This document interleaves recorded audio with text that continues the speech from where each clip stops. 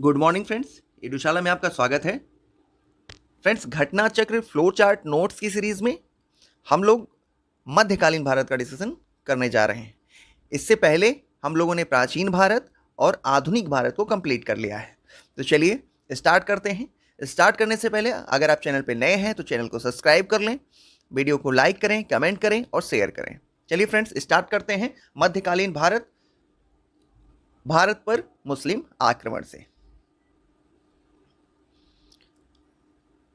तो इस्लाम धर्म के प्रवर्तक हजरत मोहम्मद साहब का जन्म 570 ईस्वी में मक्का में हुआ था। हजरत मोहम्मद साहब की मृत्यु 632 ईस्वी में हुई।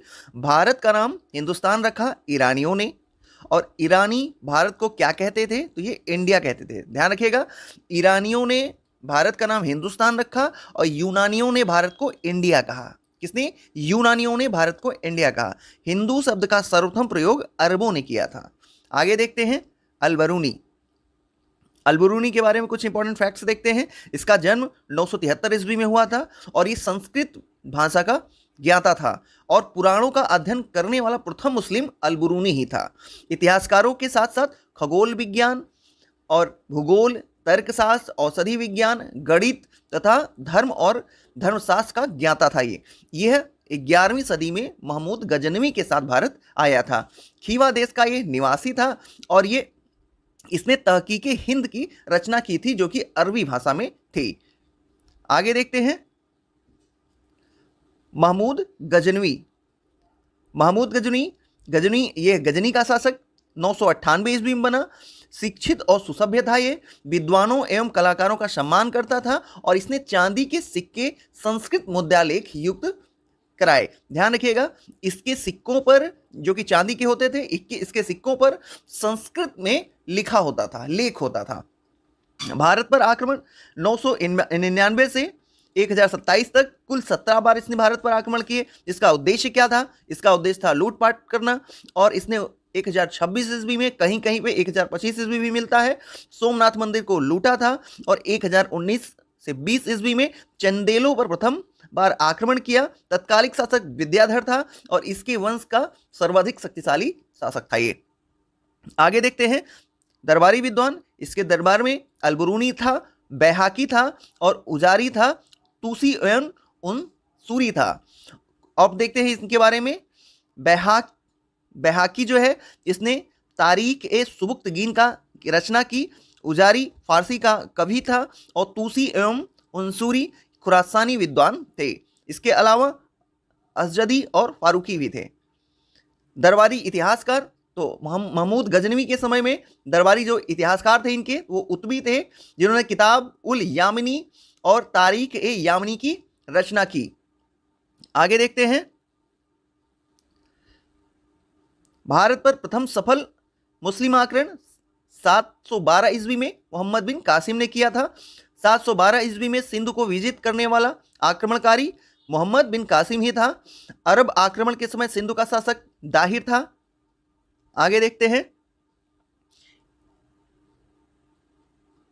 आगे देखते हैं बख्तियार खिलजी के बारे में। तो बख्तियार खिलजी का पूरा नाम इख्तियारुद्दीन मोहम्मद बिन बख्तियार खिलजी था। इन्होंने बिहार विजय और बंगाल विजय किया। ध्यान रखिएगा, बिहार की विजय 1193 से 1202 ईस्वी के बीच में हुआ। इसने नालंदा एवं विक्रमशिला को नष्ट कर दिया। राजधानी उदंतपुर पर इसने कब्जा कर लिया और बंगाल पर आक्रमण 1198 से 1203 ईस्वी के मध्य किया इसने। तत्कालिक शासन उस समय लक्ष्मण सेन थे और बंगाल के, और बिना युद्ध के ही वो भाग गए और पूर्वी बंगाल में जाके शरण ली उन्होंने और राजधानी खलनौती को घोषित किया इन्होंने। आगे देखते हैं, महमूद गजनी हो चुका। मोहम्मद गौरी से रिलेटेड कुछ फैक्ट्स देख लेते हैं। प्रथम आक्रमण 1175 ईस्वी में मुल्तान पर किया। 1178 ईस्वी में गुजरात पर आक्रमण किया, जहां पे भीम द्वितीय ने या मूलराज द्वितीय ने इनको परास्त किया नायिका देवी के खिलाफ। और ध्यान रखिएगा, आबू पर्वत के निकट युद्ध हुआ और गौरी की भारत पर प्रथम पराजय हुई। तो मोहम्मद गौरी को भीम द्वितीय या मूलराज द्वितीय ने पराजित किया था 1178 ईस्वी में, ये ध्यान रखिएगा। 1192 ईस्वी में तराइन का द्वितीय युद्ध हुआ।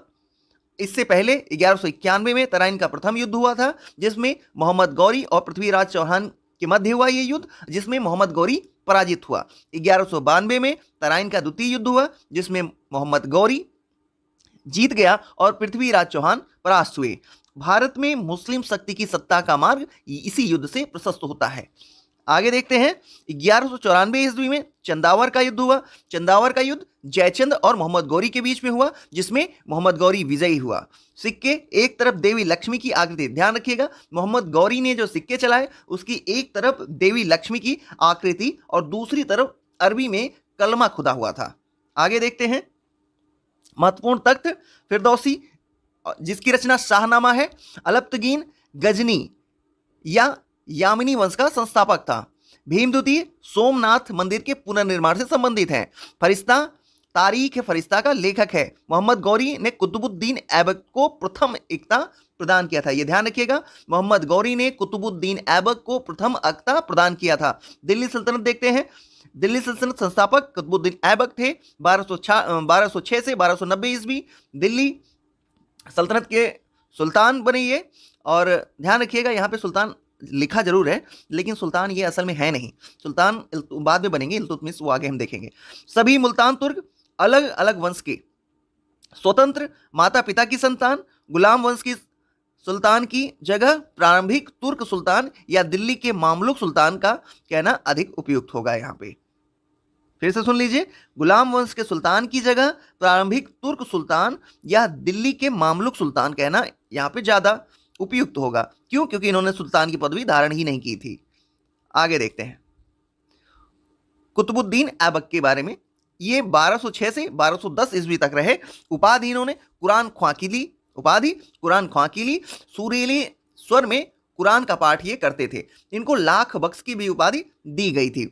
अधिक दान देने के कारण इनको लाख बख्श की उपाधि मिली हुई थी।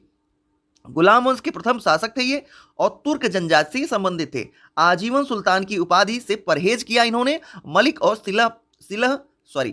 और सिपह सलार की पदवी इन्होंने धारण की। मृत्यु इनकी 1210 ईस्वी में हो गई। कैसे हो गई? चौगान खेलते खेलते हो गई। प्रारंभिक जीवन काजी अजीज कुकी द्वारा दास के रूप में क्रय, काजी अजीज कुकी ने इनको दास के रूप में खरीदा था, जहां पे इन्होंने ट्रेनिंग इनको दी थी। उसके बाद गजनी में गौरी ने इनका क्रय किया। गौरी द्वारा अमीर आखूर के पद पर इसको प्रोन्नति प्रदान की गई। आगे देखते हैं, निर्णायक कार्य। दिल्ली में कुवत उल इस्लाम मस्जिद और कुतुबुद्दीन, फिर से देख लीजिए, निर्माण कार्य। दिल्ली में कुवत उल इस्लाम मस्जिद और कुतुब मीनार का निर्माण किया। अजमेर में 2.5 दिन के झोपड़े का भी इन्होंने निर्माण किया। आगे देखते हैं, महत्वपूर्ण तथ्य। राज्याभिषेक 1206 ईस्वी में गौरी की मृत्यु के 3 माह बाद इन्होंने लाहौर में किया। मुक्ति पत्र यही इनको प्राप्त हुआ। 1208 ईस्वी में गौरी के उत्तराधिकार गियासुद्दीन महमूद द्वारा दास्ता से मुक्ति मिली। आगे देखते हैं, उपाधि हो चुका है। चलिए अब इल्तुतमिश के बारे में देखते हैं। ये प्रथम सुल्तान है। 1211 से 1236 ईस्वी के मध्य ये शासन किए। इलबरी जात से संबंधित थे ये, और इलबरी जात में के ये तुर्क थे। इनका अन्य नाम गुलामों का गुलाम भी है। बदायूं के सरदार थे पहले, और सुल्तान बनने से पहले बदायूं के सरदार थे। गौरी के आदेश पर ऐबक द्वारा दास्ता से मुक्ति मिली। और सिक्के, सल्तनतकालीन भारत में सर्वप्रथम शुद्ध अरबी सिक्के इल्तुतमिश ने ही जारी किए। सिक्कों पर टकसाल का नाम लिखवाने की परंपरा, सिक्कों पर टकसाल की नाम लिखवाने की परंपरा इल्तुतमिश ने ही प्रारंभ की।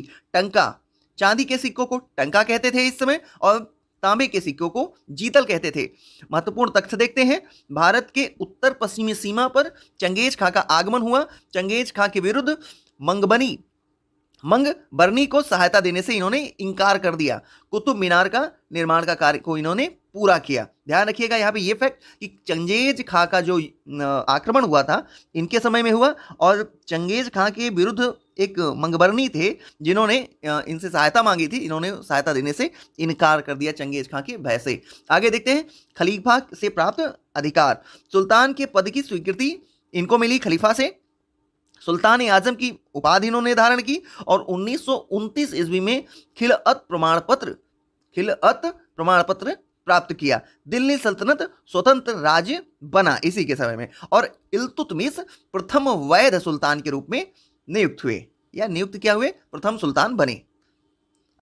हाँ, तो देखते हैं खिलजी से पहले इल्तुतमिश की पुत्री रजिया सुल्तान। रजिया सुल्तान के बारे में कुछ देख लेते हैं। मध्यकालीन भारत की प्रथम मुस्लिम महिला शासिका थी ये, और 1236 से 1240 ईस्वी तक इन्होंने शासन किया। राज्य की शक्ति को सुल्तान के हाथों में केंद्रित करने पर इन्होंने फोकस किया।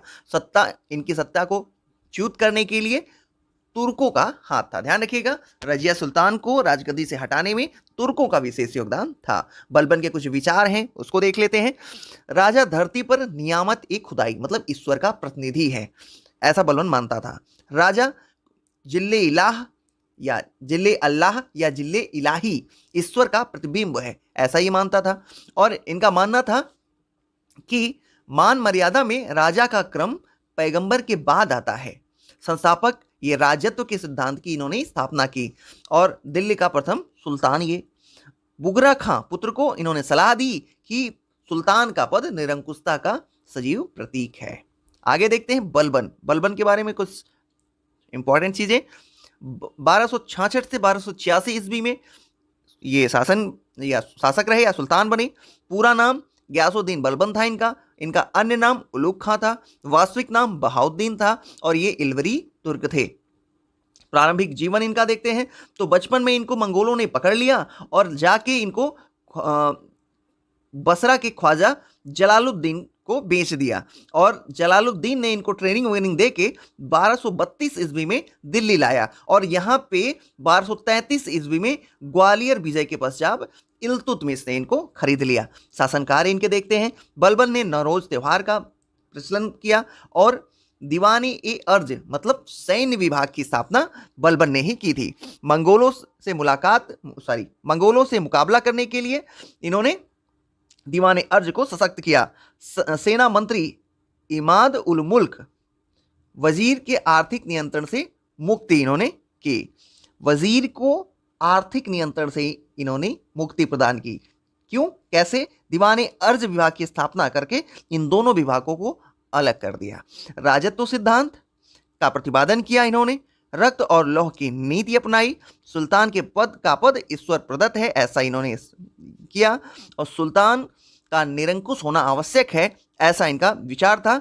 सिजदा और पौबोस की रीति इन्होंने चलाई। वैवाहिक स्थिति, पद एवं वैवाहिक संबंध देख लेते हैं। खसदार का पद इनको इल्तुतमिश से मिला था। अमीर ए शिकार रजिया सुल्तान ने दिया। अमीर ए आखूर बहराम शाह से प्राप्त हुआ इनको।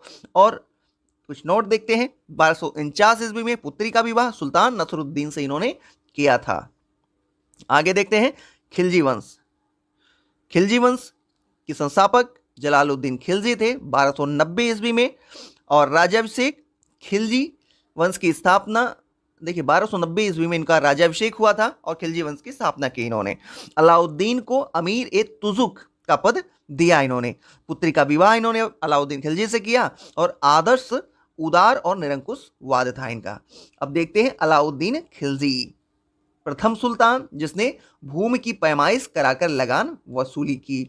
परंपरागत लगान अधिकारी खुद मुकद्द और चौधरियों से कराया। लगान वसूली करने का अधिकार छीन लिया इन्होंने। किससे? खुद मुकद्दम और चौधरी से इन्होंने लगान वसूल करने का अधिकार छीन लिया। सारे विशेषाधिकार समाप्त कर दिए। इनकी भूमि से भी कर लेना प्रारंभ कर दिया। उन सभी व्यक्तियों से भूमि छीना जिन्होंने वह मतलब मिल्क, राज द्वारा प्रदत्त संपत्ति, इनाम, इंतजार या पेंशन, इक्फ, धर्मार्थ द्वारा प्राप्त भूमि आदि के रूप में प्राप्त थी, उससे सारी भूमि को छीनकर उसने खालसा भूमि में उसको परिवर्तित कर दिया। आगे देखते हैं बाजार नियंत्रण या मूल्य नियंत्रण प्रणाली। मलिक काफूर सहना या बाजार का अधीक्षक, समस्त व्यापारियों पर नियंत्रण और सफलता के लिए कुशल कर्मचारी नियुक्ति किए इसने। फिर से ध्यान रखिए, बाजार नियंत्रण का काम किया और मूल्य नियंत्रण का काम किया इसने पहले तो, और उसके लिए मलिक कबूल, साथ ही सहना बाजार का अधीक्षक बनाया, समस्त व्यापारियों पर नियंत्रण किया और सफलता के लिए कुशल कर्मचारियों की इसने नियुक्ति भी की। और आगे देख लेते हैं घरी एवं करी सॉरी घरी कर घर एवं झोपड़ी पर लगाते थे। चराई कर दुधारू पशुओं पर लगाया गया। रामचंद्र देव देवगिरी का शासक था जिसको मलिक काफूर ने पराजित किया। राय रायन की उपाधि अलाउद्दीन खिलजी द्वारा ली गई। अच्छा, मलिक मोहम्मद जायसी को दी गई थी राय रायन। एक सेकेंड, ये ब्लर है, इसको क्लियर करते हैं, थोड़ा ब्लर है, कोई बात नहीं, इतना चल जाएगा। रामचंद्र देव जो कि देवगिरी के शासक थे, इसको मलिक काफूर ने हराया और राय रायन की उपाधि अलाउद्दीन खिलजी द्वारा ली गई और मलिक मोहम्मद जायसी द्वारा पद्मावत की रचना इसी समय की गई। पद्मिनी राजा की मृत्यु के पश्चात जौहर प्रथा इन्होंने किया। पद्मावत में इसी का ही वर्णन है। अब देखते हैं अलाउद्दीन खिलजी विशेष रूप से धर्म पर राज्य का नियंत्रण स्थापित किया, उलेमा वर्ग के प्रभाव से मुक्त रखा। उपाधि स्वयं को उलेमा वर्ग के प्रभाव से यह मुक्त रखा था इसने, और राज्य पर धर्म के नियंत्रण को समाप्त किया इसने। अब ध्यान रखिएगा, उपाधि सिकंदर ए सानी या सिकंदर द्वितीय सानी इसने धारण की थी। जफर का प्रसिद्ध सेनापति था, मंगोल के विरुद्ध लड़ते हुए ये मारा गया। दीवाने मुस्तखराज की स्थापना की इसने। मुख्य उद्देश्य एक शक्तिशाली और निरंकुश राज्य की स्थापना करना था इसका। भूमि की पैमाइश के आधार पर इसने लगान की वसूली की और उपज का 50% भूमि कर के रूप में वसूला। खराज भूमि की वास्तविक आय पर राजस्व निश्चित करने वाला भारत का प्रथम मुस्लिम शासक था ये। ध्यान रखिएगा, भारत भूमि की वास्तविक आय पर राजस्व निश्चित करने वाला भारत का प्रथम मुस्लिम शासक था ये। मलिक काफूर अलाउद्दीन की गुजरात विजय के दौरान प्राप्त हुआ था। तो मलिक काफूर अलाउद्दीन खिलजी को गुजरात विजय के दौरान प्राप्त हुआ था। इसका अन्य नाम 1000 दिनारी था क्योंकि इसको 1000 दिनार में खरीदा गया था। अलाउद्दीन 4 अध्यादेश, देखते हैं अलाउद्दीन के 4 अध्यादेश क्या क्या है। प्रथम, उपहार, पेंशन, दान व प्रदत्त भूमि संबंधित व्यक्तियों को वापस लिया जाए। मतलब जितनी भी भूमि उपहार में, पेंशन में या दान के रूप में दी गई हैं उस सब को वापस लेके खालसा भूमि में बदल दी जाए। सरकारी अधिकारियों को सभी व्यक्तियों के अधिकाधिक कर लेने का आदेश। फिर से सुन लीजिए, सरकारी अधिकारियों को सभी व्यक्तियों से अधिकाधिक कर लेने का आदेश दिया इसने। द्वितीय, गुप्तचर विभाग का संगठन किया। तृतीय, मादक द्रव्यों, शराब, भांग आदि के प्रयोगों पर तथा जुआ खेलने पर पाबंदी लगा दी। किसमें? शराब पे, भांग पे और जुआ खेलने पर इसने पाबंदी लगा दी। चतुर्थ, सरदारों और अमीरों की दावतों, विवाह संबंधों पर प्रतिबंध लगा दिया इसने। आगे देखते हैं मुबारक खिलजी 1316 से 1320 ईस्वी स्वयं को खलीफा घोषित किया इसने। उपाधि उल इमाम खिलाफत उल लह की धारण की इसने। नसरुद्दीन खुसरव शाह, शासनकाल 15 अप्रैल से 1320 ईस्वी। खुतबा इसने अपने नाम का खुतबा पढ़वाया था नसरुद्दीन खुसरव शाह ने, और धर्मांतरित, ये हिंदू से मुस्लिम में धर्मांतरित हुआ था और विरोधियों द्वारा दिया गया नारा इस्लाम खतरे में है और इस्लाम का शत्रु, विरोधियों द्वारा नारा दिया गया था इसके लिए। आगे देखते हैं कुछ महत्वपूर्ण तथ्य। 1306 ईस्वी के बाद अलाउद्दीन खिलजी के समय में दिल्ली सल्तनत एवं मंगोलों की भी सीमा जो थी वो रावी नदी थी। ध्यान रखिएगा, 1306 ईस्वी में अलाउद्दीन खिलजी के समय दिल्ली सल्तनत एवं मुगलों के बीच सीमा रावी नदी थी। जलालुद्दीन खिलजी ने अपना राज्याभिषेक कहाँ करवाया? तो यह अपूर्ण किलोखरी, किसमें? अपूर्ण किलोखरी, जिसको हम कूलीगढ़ महल कहते हैं, उसमें कराई। ध्यान रखिएगा, अपूर्ण किलोखरी जिसको कूलीगढ़ महल भी कहते हैं। किलोखरी कूलीगढ़ के महल के निर्माता कौन थे? तो ये कैकुबाद थे। गढ़मुक्तेश्वर के मस्जिद की दीवारों पर अपने शिलालेख में स्वयं को खलीफा का सहायक किसने कहा? तो बलबन ने कहा। बलबन के काल 1279 में बंगाल में फिर से देख लीजिए, बलबन के काल में 1279 में बंगाल में हुए एकमात्र विद्रोह का नेतृत्व किसने किया था? तो ये तुगरिल खां। किसने? तुगरिल खां, ये क्या थे? बंगाल के सूबेदार थे। अलाउद्दीन के प्रसिद्ध सेनापति जफर खां की मृत्यु हुई मंगोलों से लड़ते हुए। सुलेमान और रानी सैबा की प्रेम प्रसंग का उल्लेख अपने ग्रंथ में किसने किया? अमीर खुसरो ने किया। भूमि कर को उत्पादन के 50% तक निर्धारित करने वाले सुल्तान थे अलाउद्दीन खिलजी और मोहम्मद बिन तुगलक। ध्यान रखिएगा, मोहम्मद बिन तुगलक और अलाउद्दीन खिलजी ने भूमि कर को बढ़ा के 50% तक कर दिया था। आगे देखते हैं। तुगलक वंश, गयासुद्दीन तुगलक ने इसकी स्थापना की। हाँ, तुगलक वंश का संस्थापक प्रथम शासक गयासुद्दीन तुगलक। अलाउद्दीन का ये सेनापति था। अन्य नाम इसका गाजी मलिक था और माता हिंदू जाट थी। पिता करोना तुर्क और बलबन के दास थे। दीपालपुर का राज्यपाल नियुक्त अलाउद्दीन के समय हुए थे। ये सैन्यकार मंगोलों को भारत से भगाया और मलिक उल गाजी की उपाधि धारण की। खुसरो शाह से दिल्ली छीना और 1320 ईस्वी में सुल्तान बना। अन्य नाम गाजी बेग तुगलक, गाजी तुगलक। राजस्व प्रशासन देखते हैं। लगान में उपज का 1/5 भाग या 1/3 भाग लिया। अकाल के समय भूमि कर माफ कर दिया और राजस्व वसूली में सरकारी कर्मचारियों के हिस्से को की जगह कर मुक्त जागीरें प्रदान की। नस्ल और बटाई प्रथा का प्रचलन किया। ध्यान दीजिएगा, नस्ल और बटाई प्रथा का प्रचलन इसे नहीं किया था। इब्न बतूता मोरक्को का ये मूल निवासी था। मोरक्को अफ्रीका में है। मोहम्मद बिन तुगलक के कार्यकाल में यह भारत आया और सुल्तान द्वारा दिल्ली का काजी नियुक्त किया गया। सुल्तान ने राजदूत बनाकर इसको चीन भेजा और किताब उल रहला की रचना इसी ने की। सल्तनत काल में डाक व्यवस्था का विस्तृत वर्णन इसकी रचना से मिलता है। यहां देख लेते हैं गोल गुंबद, बीजापुर के मोहम्मद आदिल शाह का मकबरा और भारत के विशालतम ऐतिहासिक भवनों में शामिल है ये और विश्व के विशालतम गुंबदों में से एक है ये। बाह भाग प्याले की भांति है और प्रत्येक कोनों पर कंगूरों की व्यवस्था की गई है। प्रत्येक कोनों पर कंगूरों की व्यवस्था की गई है। आगे देखते हैं। दीवाने अमीर कोही की स्थापना। अब यहां मोहम्मद बिन तुगलक के कार्यों को हम देख लेते हैं। मोहम्मद बिन तुगलक के कार्य को, सबसे पहले राजधानी परिवर्तन किया।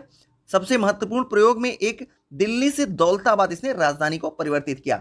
इब्न बतूता का कथन है दिल्ली के नागरिकों को दंड देना।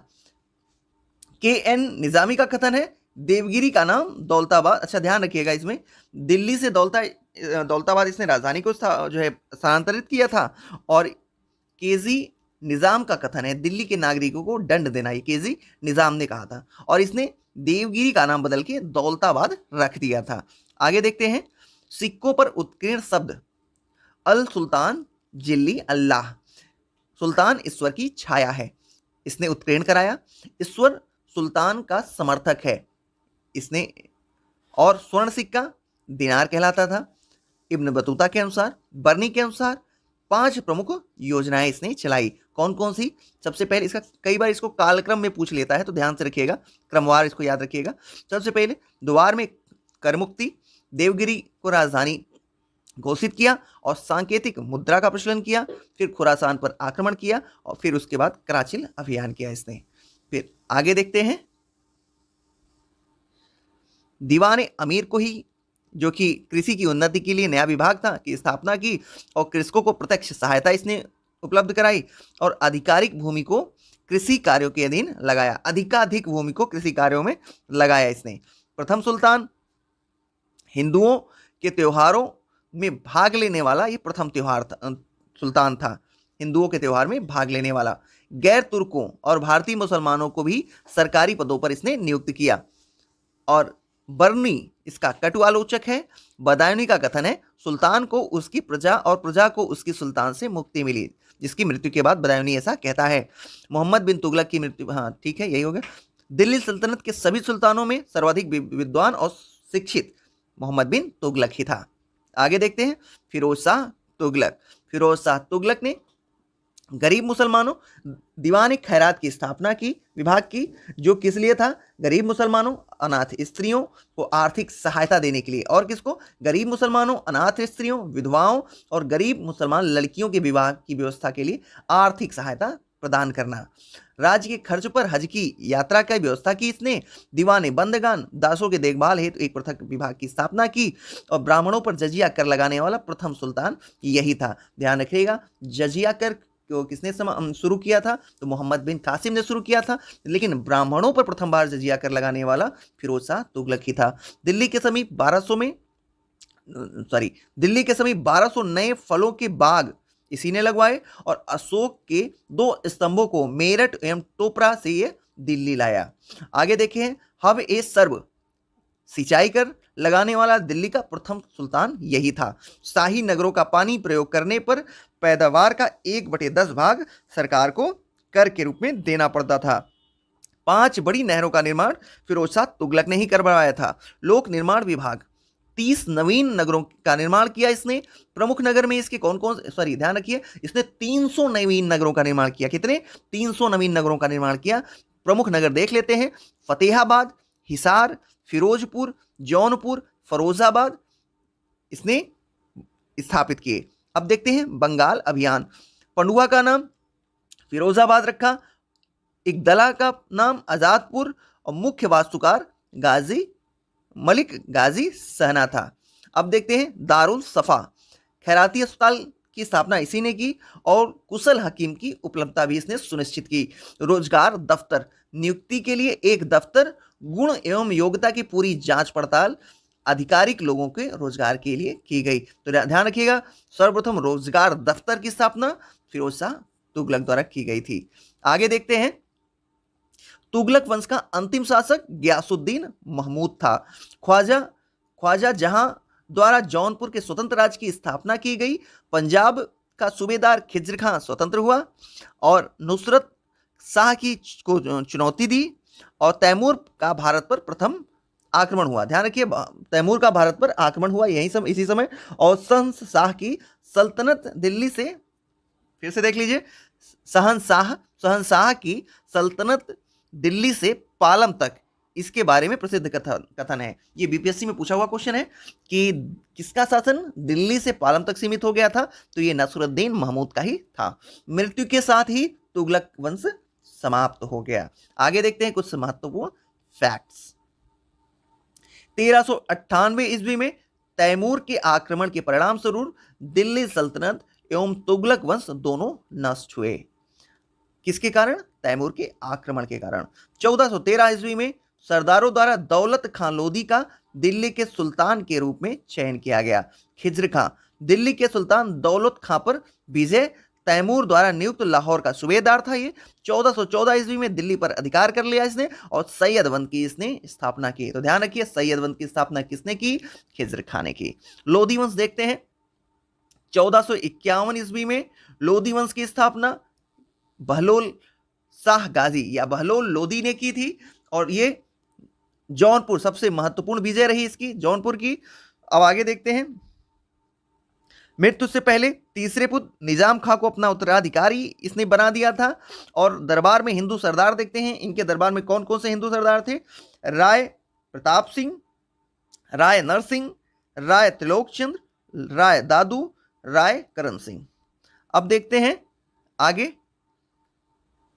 लोधी वंश। लोधी वंश में निजाम खां और सिकंदर शाह। 17 जुलाई 1489 को सुल्तान बना। लोधी वंश का महानतम शासक था ये। 1504 ईस्वी में आगरा शहर की स्थापना की और राजधानी घोषित की। और नाप का पैमाना गज सिकंदरी का आरंभ इसने किया। फरहंगे सिकंदरी आयुर्वेद ग्रंथ का फारसी में अनुवाद कराया इसने। लज्जत ए सिकंदर शाही गायन विद्या का ग्रंथ था और शहनाई सुनने का शौकीन था। ध्यान रखिएगा, सिकंदर लोधी शहनाई सुनने का शौकीन था। गुलरुखी उपनाम से इसने कविता लिखी और अनाजों से जकात समाप्त किया। जब फ्रेंड्स इतनी जल्दी में बोलना होता है तो थोड़ा सा स्लीप हो जाता है, फ्रेंड्स ध्यान रखिएगा उसमें आप। अनाजों से जकात को समाप्त किया। जकात, जजिया जकात पता ही है आपको। आगे देखते हैं इब्राहिम लोदी के बारे में। 1518 ईस्वी में महाराणा सांगा से खतौली का युद्ध हुआ। इब्राहिम लोदी परास्त हुआ। ध्यान रखिएगा खतौली का युद्ध बहुत इंपॉर्टेंट है, इसमें इसमें कुछ नहीं, बस ये याद रखिए किसके किसके बीच में और कब हुआ। खतौली का युद्ध हुआ महाराणा सांगा और इब्राहिम लोदी के मध्य, जिसमें इब्राहिम लोदी परास्त हुआ था और ये 1518 में हुआ था। आगे देखते हैं 21 अप्रैल 1526 को पानीपत का प्रथम युद्ध हुआ बाबर के और इब्राहिम लोदी के बीच में, जिसमें इब्राहिम लोदी की पराजय हुई, बाबर जीत गया। फरिश्ता का कथन है इब्राहिम लोदी मृत्यु पर्यंत लड़ा और एक सैनिक की भांति मारा गया। नियामत उल्ला, जिसको हम नामत उल्ला के अनुसार सुल्तान इब्राहिम के अतिरिक्त भारत का अन्य कोई सुल्तान युद्ध भूमि में नहीं मारा गया। ध्यान रखिएगा नियामत उल्ला के अनुसार सुल्तान इब्राहिम के अतिरिक्त भारत का अन्य कोई सुल्तान युद्ध भूमि में नहीं मारा गया। आगे देखते हैं विजयनगर साम्राज्य। इस पे 4 वंशों ने शासन किया विजय साम्राज्य में। कौन कौन से? संगम वंश, सुलू वंश, तुलु वंश और अराविडु वंश। और संगम वंश के संस्थापक हरिहर और बुक्का थे। सालू वंश के संस्थापक नरसिंह सालू थे। तुलु वंश के संस्थापक वीर नरसिंह थे। अराविडु वंश के संस्थापक पेरुमल थे। अब हम बारी बारी सारे वंश को देख लेते हैं। संगम वंश 1336 ईस्वी, संस्थापक हरिहर और बुक्का। और मोहम्मद तुगलक से पराजय के पश्चात इस्लाम धर्म इसने स्वीकार कर लिया। तो चलिए देखते हैं संगम वंश। स्थापना 1336 ईस्वी में हरिहर और बुक्का ने की थी। हरिहर और बुक्का के बारे में कुछ देख लेते हैं। मोहम्मद तुगलक से पराजित होने के बाद इस्लाम धर्म इन्होंने स्वीकार कर लिया। संत विद्यारण्य के प्रभाव से पुनः हिंदू धर्म में इन्होंने वापसी की और शिक्षा की प्राप्ति गुरु विद्यारण्य और भास्कर के सायण, ध्यान दीजिएगा, शिक्षा जो इन्होंने प्राप्त की वो गुरु विद्यारण्य से और भाष्यकार सायण से प्राप्त की थी। अब देख लेते हैं हरिहर द्वितीय के बारे में। 1377 ईस्वी से 1404 ईस्वी, बुक्का का ही पुत्र थे ये और महाराजा धीराज की उपाधि धारण की इन्होंने। कनारा, मैसूर, त्रिचनापल्ली, कांची की विजय की इन्होंने। श्रीलंका के राजा से राजस्व वसूला और सबसे बड़ी सफलता इनकी बहमनियों से बेलगांव को और गोवा को छीन लिया इन्होंने।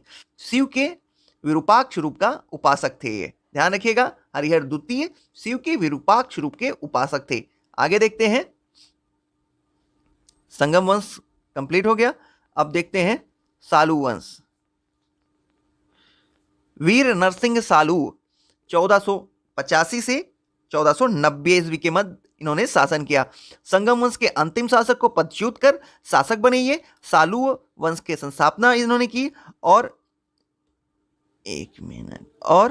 इम्माड़ी नरसिंह सालू के पुत्र बने और वीर नरसिंह द्वारा पदच्युत किया गया इनको और तुलु वंश की स्थापना की गई। आगे देखते हैं तुलु वंश। संस्थापक वीर नरसिंह थे। 1509 ईस्वी में इनकी मृत्यु हुई और उत्तराधिकारी इनके कृष्णदेव राय थे। कृष्णदेव राय सबसे महानतम शासक थे इस वंश के, ध्यान रखिएगा। गोलकुंडा, कृष्णदेव राय का शासन 1509 से 1529 ईस्वी के मध्य रहा। गोलकुंडा का युद्ध कुली कुतुब शाह परास्त हुआ। इसमें शासनकाल इनका साहित्य का क्लासिकल युग कहलाता है। ये कौन से साहित्य? तेलुगु साहित्य का क्लासिकल युग और तेलुगु साहित्य का स्वर्ण युग भी कहलाता है। तेलुगु के 8 महान विद्वानों एवं कवियों, जिनको हम अष्ट दिग्गज कहते हैं, अष्ट दिग्गजों को इन्होंने संरक्षण दिया। आगे देखते हैं कृष्णदेव राय। शासन का क्लासिकल युग साहित्य का कहा जाता है इनके शासन को और उत्कृष्ट कवि और लेखक था ये। कृष्णदेव राय एक उत्कृष्ट लेखक और कवि था। इनकी रचनाएं देखते हैं आमुल माल्यद है। स्थापना इन्होंने नागलपुर नगर की। मंदिर निर्माण इन्होंने हजारा मंदिर और विट्ठल स्वामी का मंदिर के निर्माण किया इन्होंने। विदेशी यात्री डेमिंगो पायस इनके समय में आया था। युद्ध कुली कुतुब शाह, गोलकुंडा का जो शासक था कुली कुतुब शाह, उससे युद्ध हुआ। उपाधि इन्होंने आंध्र भोज की धारण की थी और इनके संरक्षक इनके समय में अष्ट दिग्गज या अष्ट प्रधान इनके समय में थे। आगे देखते हैं अराविडु वंश। सदाशिव राय या तुलु वंश को अपदस्थ करके इन्होंने अराविडु वंश को स्थापना की। ध्यान दीजिएगा तुलु वंश के अंतिम शासक सदाशिव राय थे, जिनको अपदस्थ कर अराविडु वंश की स्थापना की। और आगे देखते हैं 1570 ईस्वी तिरुमाल द्वारा, किसके द्वारा? तिरुमल द्वारा। तो मतलब अराविडु वंश की स्थापना तिरुमल द्वारा की गई, किसको हटा के? सदाशिव राय को हटा के। और वेंकट डुटी देखते हैं, राजा वुडियार का समकालीन था और चंद्रगिरी को मुख्यालय बनाया इसने। आगे देखते हैं शिष्ट राय रेखा। विजयनगर राज्य की आय का मुख्य स्रोत 58वें अस्थवन केंद्रीय राजस्व। एक मिनट, आगे देखते हैं हम्पी विजयनगर साम्राज्य की प्राचीन राजधानी, विश्व विरासत स्थल यूनेस्को, विरूपाक्षी मंदिर। अब तालीकोटा का युद्ध देख लेते हैं। 1565 ईस्वी में, एक मिनट, ठीक, 1565 ईस्वी में बीजापुर, अहमदनगर, गोलकुंडा, बिदर की संयुक्त सेना, एक मिनट फिर से देखते हैं। 1565 ईस्वी में बीजापुर, अहमदनगर, गोलकुंडा, बिदर की संयुक्त सेना बनाम विजयनगर, ये तालीकोटा के युद्ध में थे। एक तरफ विजयनगर थे, दूसरी तरफ वो सारे थे। बरार संयुक्त सेना में सम्मिलित नहीं था, ध्यान रखिएगा, बरार संयुक्त सेना में सम्मिलित नहीं था। फरिश्ता ने युद्ध तालीकोटा में लड़ा गया, फरिश्ता के अनुसार। वास्तविक क्षेत्र राक्षसी एवं तगड़ी ग्राम के मध्य स्थित है। वास्तविक क्षेत्र कहाँ है? राक्षसी एवं तगड़ी ग्राम के मध्य स्थित है। इसको राक्षसी तगड़ी का युद्ध भी कहते हैं। तत्कालिक विजयनगर सदाशिव राय वास्तविक शक्ति मंत्री राम राय के हाथों में थी। हुसैन निजाम शाह ने स्वयं राम राय का वध किया। इधर कंप्लीट हो चुका है, आगे देखते हैं। फ्रेंड्स, काफ़ी देर से मैं कंटिन्यू 4 घंटों से आपके लिए वीडियो बना रहा हूँ, जिसकी वजह से गले में थोड़ी सी दिक्कत हो गई है, तो मैनेज करिएगा आप भी। चलिए देखते हैं। दिल्ली सल्तनत, विभिन्न वंशों की कलावधि प्रशासनिक विभाग। गुलाम वंश 1206 से 1290 ईस्वी, खिलजी वंश 1290 से 1320 ईस्वी, तुगलक वंश 1320 से 1412 के बीच, सैयद वंश 1412 से 1451 के बीच, लोधी वंश 1451 से 1526 ईस्वी। अब कुछ विभाग है, देख लेते हैं। दीवान मुस्तखराज, ये राजस्व विभाग है। दीवान रियासत, ये बाजार नियंत्रण विभाग है। दीवान कोही, ये कृषि विभाग है। दीवान खैरात, ये दान विभाग है। दीवान बंदगान, ये दास विभाग है। आगे देखते हैं। सैन्य संगठन दशमलव प्रणाली पर आधारित। दिल्ली सल्तनत का सैन्य संगठन इस समय का सैन्य संगठन दशमलव प्रणाली पर आधारित था। घुड़सवारों की टुकड़ी का प्रधान सरेखेल था। 10 सरेखेल एक सिपह सलार के बराबर था। 10 सिपह सलार एक अमीर के बराबर, 10 अमीर एक मलिक के बराबर, 10 मलिक एक खान के बराबर, और सेना का मुख्य सेनापति सुल्तान था। आगे देखते हैं। कर निर्धारण, फिरोज शाह तुगलक कुरान के नियमानुसार कर निर्धारित करता था। 4 कर लगाने की अनुमति उसने दी। कौन कौन से? खराज, जजिया, खम्स, जकात। सिकंदर लोदी ने गड़े हुए खजानों में कोई हिस्सा नहीं लिया। शासन की सबसे छोटी इकाई ग्राम थी और ग्राम स्तर पर भू राजस्व का सर्वोच्च अधिकारी चौधरी कहलाता था। आगे देखते हैं। सल्तनतकालीन मुद्रा 2 प्रमुख मुद्राएं थी, टंका और जीतल। टंका चांदी की होती थी, जीतल तांबे का। टंका और जीतल का अनुपात 1:48 था। अलाउद्दीन मसूद शाह के सिक्के सर्वप्रथम बगदाद के अंतिम खलीफे का नाम अंकित हुआ है। कहां पे? अलाउद्दीन मसूद शाह के सिक्कों पर सर्वप्रथम बगदाद के अंतिम खलीफे का नाम अंकित हुआ है। और क्या नाम है? छोड़ दीजिए, वो इंपॉर्टेंट नहीं है। विजारत इस्लामी संविधान में मान्यता एक संस्था के रूप में अपनाने की प्रेरणा अब्बास खलीफाओं के ने फारसी से ली। प्रथम वजीर अब्बास फजल बिन अहमद महमूद गजनी के शासनकाल में राज्य का प्रधान वजीर होता था, राजस्व विभाग का प्रधान वजीर था, और तुगलक काल स्वर्ण युग कहलाता है। अब देखते हैं, फिरोज तुगलक के समय चरमोत्कर्ष पे था यह विभाग, ठीक है ना। विजारत के लिए तुगलक काल स्वर्ण युग कहलाता है और फिरोज शाह तुगलक के समय यह चरमोत्कर्ष पे था। आगे देख लेते हैं। दिल्ली सल्तनत कला एवं स्थापत्य। शासक कुतुबुद्दीन ऐबक ने 2.5 दिन का झोपड़ा अजमेर में बनवाया। कुवत उस इस्लाम मस्जिद दिल्ली में बनवाया। कुतुब मीनार का निर्माण इन्होंने दिल्ली में कराया। और पूरा इसको इल्तुतमिश ने कराया था। कुतुब मीनार को इल्तुतमिश ने कंप्लीट किया। इल्तुतमिश का देख लेते हैं। सुल्तानगढ़ी, हौज खास, शमसे ईदगाह और अतकीन दरवाजा। फिर से देख लीजिए, सुल्तानगढ़ी, हौज शमसी, शमसी ईदगाह, अतरकीन दरवाजा, ये इल्तुतमिश ने बनवाया है, ध्यान रखिएगा। शासक और निर्माण कार्य देखते हैं। अलाई दरवाजा अलाउद्दीन खिलजी द्वारा बनाए गए देख लेते हैं। अलाई दरवाजा, जमाते खाना मस्जिद, हजार सितून, हौजे अलाई। अब देखते हैं मुबारक शाह खिलजी द्वारा ऊखा मस्जिद का निर्माण मुबारक शाह खिलजी ने कराया। बलबन का मकबरा निर्मित कराया और विशुद्ध इस्लामिक शैली का निर्मित प्रथम मकबरा यही है, बलबन का मकबरा, विशुद्ध इस्लामिक शैली में निर्मित प्रथम मकबरा। आगे देखते हैं। कुतुब मीनार निर्माण कार्य कुतुबुद्दीन ऐबक द्वारा प्रारंभ हुआ, इल्तुतमिश द्वारा पूर्ण किया गया।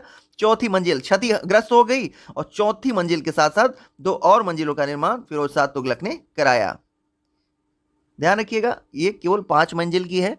यहां पे लिखा है चौथी मंजिल जब क्षतिग्रस्त हो गई तो इसने चौथी मंजिल बनवाया और उसके ऊपर एक और 5वीं मंजिल बनवाया। 6 मत समझिएगा इसको। आगे देखते हैं। स्थापत्य और स्थल, तो कुवत उल इस्लाम मस्जिद दिल्ली में है, अटाला मस्जिद जौनपुर में है, जहाज महल मालवा में है और जामा मस्जिद गुलमर्गा में है। आगे देखते हैं।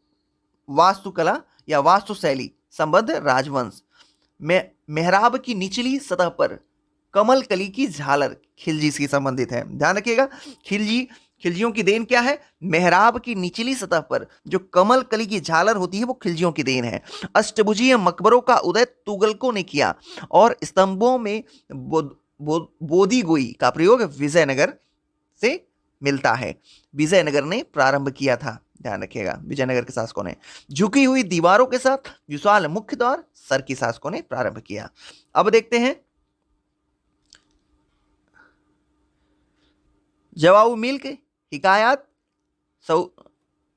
एक मिनट, चलिए तो देखते हैं। जवामिउल हिकायत सदरुद्दीन मोहम्मद औफी, ठीक है ना, कृति और लेखक है जवामिउल हिकायत सदरुद्दीन मोहम्मद औफी। कुंजुल तिजार ये बैलक अल कबायकी। हकाए हिंद अब्दुल वाहिद बिल ग्रामी। तहजीबुल अखलाक इब्न मिसकाविया। आगे देखते हैं।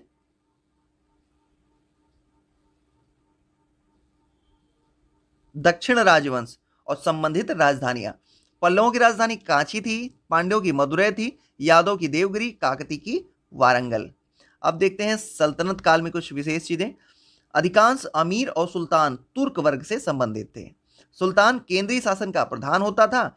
अमीर सभी प्रभावशाली पदों पर नियुक्त व्यक्तियों की संज्ञा दी गई। ध्यान रखिएगा, अमीर सभी प्रभावशाली पदों पर नियुक्त व्यक्तियों को संज्ञा दी गई। इसका प्रभाव उस समय अधिक हो गया जब सुल्तान अयोग्य और निर्बल अथवा अल्पवयस्क हुए। शासनकाल देखते हैं। तुगलक वंश का सबसे दीर्घकालिक रहा। तुगलक वंश सबसे लंबे समय तक शासन किया सल्तनत काल में और खिलजी वंश का सबसे कम समय तक शासन चला। आगे देखते हैं। विभाग और कार्यविधि। दीवाने अर्ज ये सैन्य विभाग था। दीवाने रसातल यह धार्मिक मुद्दे या विदेशी मामलों की देखरेख करते थे। दीवाने रसातल। दीवाने वजारत वित्तीय मामलों या राजस्व विभाग से संबंधित थे। दीवाने इंसा सरकारी पत्र व्यवहार से संबंधित थे। आगे देख लेते हैं। दिल्ली सल्तनत में साहित्य। अमीर खुसरो इसका मूल नाम क्या था? अबुल हसन यामीनुद्दीन खुसरो। जन्म इसका पटियाली में कासगंज में 1253 ईस्वी में हुआ। इनको तूतिए हिंद भी कहते थे या यूं कहिए स्वयं को ये तूतिए हिंद कहा करते थे। रचनाएं इनकी देख लेते हैं तो किरान उस सादेन, तारीके दिल्ली, मिफ्ताह उल फुतुह, खजानुल फुतुह, आसिका, नुह सपीहर, तुगलकनामा, इसकी रचनाएं हैं। इस रचनाओं को आप पास करके जरूर पढ़ लीजिएगा, बहुत इंपॉर्टेंट है। भारतीय शैली होने का दावा भारतीय होने का दावा ये करते हैं और पहला मुसलमान है ये जो ऐसा करते हैं। कव्वाली, मतलब मैं नहीं कह रहा हूं, ये इसमें लिखा हुआ है। कव्वाली संगीत शैली के प्रारंभिक रूप से अभिकर्ता, फारसी काव्य शैली, सबक ए हिंदी के जन्मदाता, तबला सितार का प्रचलन इन्होंने ही किया था। आगे देखते हैं रचना और रचनाकार। तबकात ए नासरी की रचना मिनहाजुस सिराज ने की। तारीख फिरोज शाही जियाउद्दीन बर्नी की कृति है। शम्से सिराज अफीफ, दो लोगों की। अब ताजुल मासीर हसन निजामी। तारिक मुबारक शाही याहिया बिन अहमद। फुतुल उस सालातीन, ध्यान रखिएगा इसको, फुतुह उस सालातीन अब्दुल्ला मलिक इसामी की है रचना, इसको आप केवल इसामी के नाम से भी याद रख सकते हैं। राणा कुंभा, ये संगीत राज और संगीत मीमांसा, इनको दो चीजें कहा गया। फुतुहात फिरोज शाह तुगलक की रचना है, ध्यान रखिएगा, संगीत राज और संगीत मीमांसा राणा कुंभा की है। आगे देखते हैं उत्तर भारत एवं दक्कन के प्रांतीय राजवंश। जौनपुर का देखते हैं। फिरोज शाह तुगलक संस्थापक जौनपुर नगर के थे ये, और इन्होंने जौना खां की स्मृति में इसको बसाया था। जौना खां का अन्य नाम मोहम्मद बिन तुगलक था। मलिक सरवर मोहम्मद शाह द्वितीय का दास था। स्वतंत्र सरकी राज्य की स्थापना की इसने और उपाधि सुल्तान से प्राप्त की। मलिक उत्सर्ग और ख्वाजाए जहां का। आगे देखते हैं इब्राहिम शाह सरकी सबसे महान सरकी शासक था और सरकी शैली का उदय किया इसने और सिराज हिंद की उपाधि धारण की। जौनपुर भारत का सिराज जो है कहलाता है। बहलोल लोदी अंतिम सरकी शासक हुसैन शाह को पराजित किया और जौनपुर पर पुनः दिल्ली सल्तनत का अंग बनाया। दिल्ली सल्तनत का अंग जौनपुर को पुनः बहलोल लोदी ने बनाया था। आगे देखते हैं कश्मीर। जैनुल अबद्दीन अन्य नाम शाही खां कश्मीर का सबसे महान शासक था और मुगल बादशाह अकबर से इसकी तुलना की जाती है और कश्मीर का अकबर भी कहा जाता है। धार्मिक उदारता के कारण ये सब कहा जाता है। इन्होंने गोहत्या पर पाबंदी लगाई, जजिया कर को समाप्त कर दिया, महाभारत राजतरंगिणी का फारसी में अनुवाद कराया, जौना लंका द्वीप का निर्माण कराया और बूलर झील से कहाँ जौना लंका द्वीप का निर्माण कराया, कहाँ कराया, बूलर झील में, और कश्मीर का अकबर इनके अन्य नाम हैं। गुजरात आगे देखते हैं। गुजरात जफर खां सुल्तान मुजफ्फर शाह के नाम से सुल्तान बनाए और मालवा के शासक हुसंग शाह से परास्त कर राजधानी धार पर अधिकार कर लिया इसने और बाद में वापस कर दिया। फतह का उपाधि अब अबुल फतह महमूद शाह के लिए इसने, प्रसिद्ध नाम महमूद बेगड़ा है इसका और मुख्य विजय इसकी चंपानेर और गिरनार की है। आगे देखते हैं बरार संस्थापक फतेउल्लाह इमाद शाह था और राजवंश इमाद शाही है। अब देखते हैं बहमनी राज से स्वतंत्र हुए राज, तो यहां बरार को देख लिया हमने। अब बीजापुर देखते हैं। संस्थापक यूसुफ आदिल शाह, राजवंश आदिल शाही था। और अहमद शाह को देखते हैं, अहमदनगर को देखते हैं। संस्थापक मलिक अहमद है और राज निजाम शाही है। ध्यान रखिएगा, अहमदनगर पे निजाम शाही राज था और संस्थापक इसका मलिक अहमद है। गोलकुंडा संस्थापक कुली कुतुब शाह, राज कुतुब शाही है। बीदर को देखते हैं। संस्थापक अमीर अली बारीद है और राजवंश बारीद शाह है। आगे देखते हैं बहमनी जफर खां 1347 से 1358 ईस्वी, उपाधि इसने अलाउद्दीन हसन साहब के लिए इसने बहमनी साम्राज्य की नींव रखी इसने, गुलबर्गा को राजधानी बनाया और इसका नया नाम आहसनाबाद रखा। साम्राज्य को शासन के लिए 4 तरफों या 4 प्रांतों में बांटा। किसमें देखते हैं, दौलताबाद में, बरार में, बिदर में और गुलबर्गा में। आगे देखते हैं बीजापुर इब्राहिम आदिल शाह, उपाधि जगतगुरु के लिए इसने और किसके द्वारा, जनता के द्वारा दी गई। अन्य नाम अबला बाबा या निर्धनों का मित्र और किताबे नौरस का लेखक है ये और नौरसपुर की स्थापना की इन्होंने। विविध में देखते हैं स्थापत तुगलकाबाद, गयासुद्दीन तुगलक, मोठ मस्जिद सिकंदर लोदी, मियाँ भुआ और कीर्ति स्तंभ राणा कुंभा का द्वारा बनाया गया। आगे देखते हैं भक्ति और सूफी आंदोलन। शंकराचार्य अद्वैतवाद से संबंधित है, रामानुजाचार्य विशिष्ट अद्वैतवाद से संबंधित है, माधवाचार्य द्वैतवाद से संबंधित है, निम्बकाचार्य द्वैताद्वैतवाद से संबंधित है और वल्लभाचार्य शुद्ध द्वैत या पुष्टि मार्ग से संबंधित है। शंकरदेव एक शरण संप्रदाय से संबंधित है। भक्ति आंदोलन का उदय द्रविड़ क्षेत्र में हुआ। सूत्रपात 8वीं शताब्दी में शंकराचार्य के उदय के साथ ही हो गया था। प्रसार इसका दक्षिण भारत के अलवार संत वैष्णव अलवार संतों द्वारा किया गया और शैव नयनार संतों द्वारा भी किया गया। पुनर्जन्म इसकी 15वीं से 16वीं शताब्दी ईस्वी में हुआ। आगे देखते हैं रामानंद। उत्तर भारत में भक्ति आंदोलन के प्रथम प्रवर्तक थे ये, और जन्म इनका 1299 ईस्वी में प्रयाग में हुआ था, और सगुण ब्रह्म के में विश्वास रखते थे, और संदेशों का प्रचार प्रसार इन्होंने हिंदी भाषा में किया। कबीर 12 शिष्यों में से इनके एक थे। आगे देखते हैं कबीर का पालन पोषण जुलाहा दंपति नीरू और नीमा द्वारा किया गया। बीजक कबीर के उपदेशों का संकलन है। रचनाएं साखी, सबद और रमैनी हैं। किसकी? कबीर की रचनाएं कौन कौन सी? साखी, सबद और रमैनी हैं। अमरमूल धर्मदास के साथ कबीर के संवाद का संकलन है। ध्यान रखिएगा, धर्मदास और कबीर के संवादों का संकलन अमरमूल नाम से विख्यात है। आगे देखते हैं 12 ज्योतिर्लिंग। तो 12 ज्योतिर्लिंग कहां कहां है देखते हैं। महाकालेश्वर, ओंकारेश्वर, मल्लिकार्जुन स्वामी, नागेश्वर, सोमनाथ, त्र्यंबकेश्वर, घृणेश्वर, भीमाशंकर, रामेश्वर, केदारनाथ, विश्वनाथ और वैद्यनाथ में है। आगे देखते हैं गुरु नानक और उनसे संबंधित कुछ महत्वपूर्ण तथ्य। जन्म 1469 में हुआ था। स्थान तलवंडी नाना साहिब में हुआ, जो कि पाकिस्तान में है अब। मृत्यु 1539 ईस्वी में हुई। विशेष तथ्य देखते हैं, सिख धर्म की स्थापना इन्होंने की, और सिकंदर लोदी के समय ये थे। सिकंदर लोदी के समकालिक थे, और एकेश्वरवाद में विश्वास रखते थे, और निर्गुण ब्रह्म की उपासना पर ये बल देते थे। गुरु का लंगर मुक्त सामुदायिक रसोई की शुरुआत इन्होंने की। अनुयायी जाति पर ध्यान दिए बिना सामूहिक भोजन ये ग्रहण करते थे, मतलब ये जाति व्यवस्था पे भी मानते नहीं थे।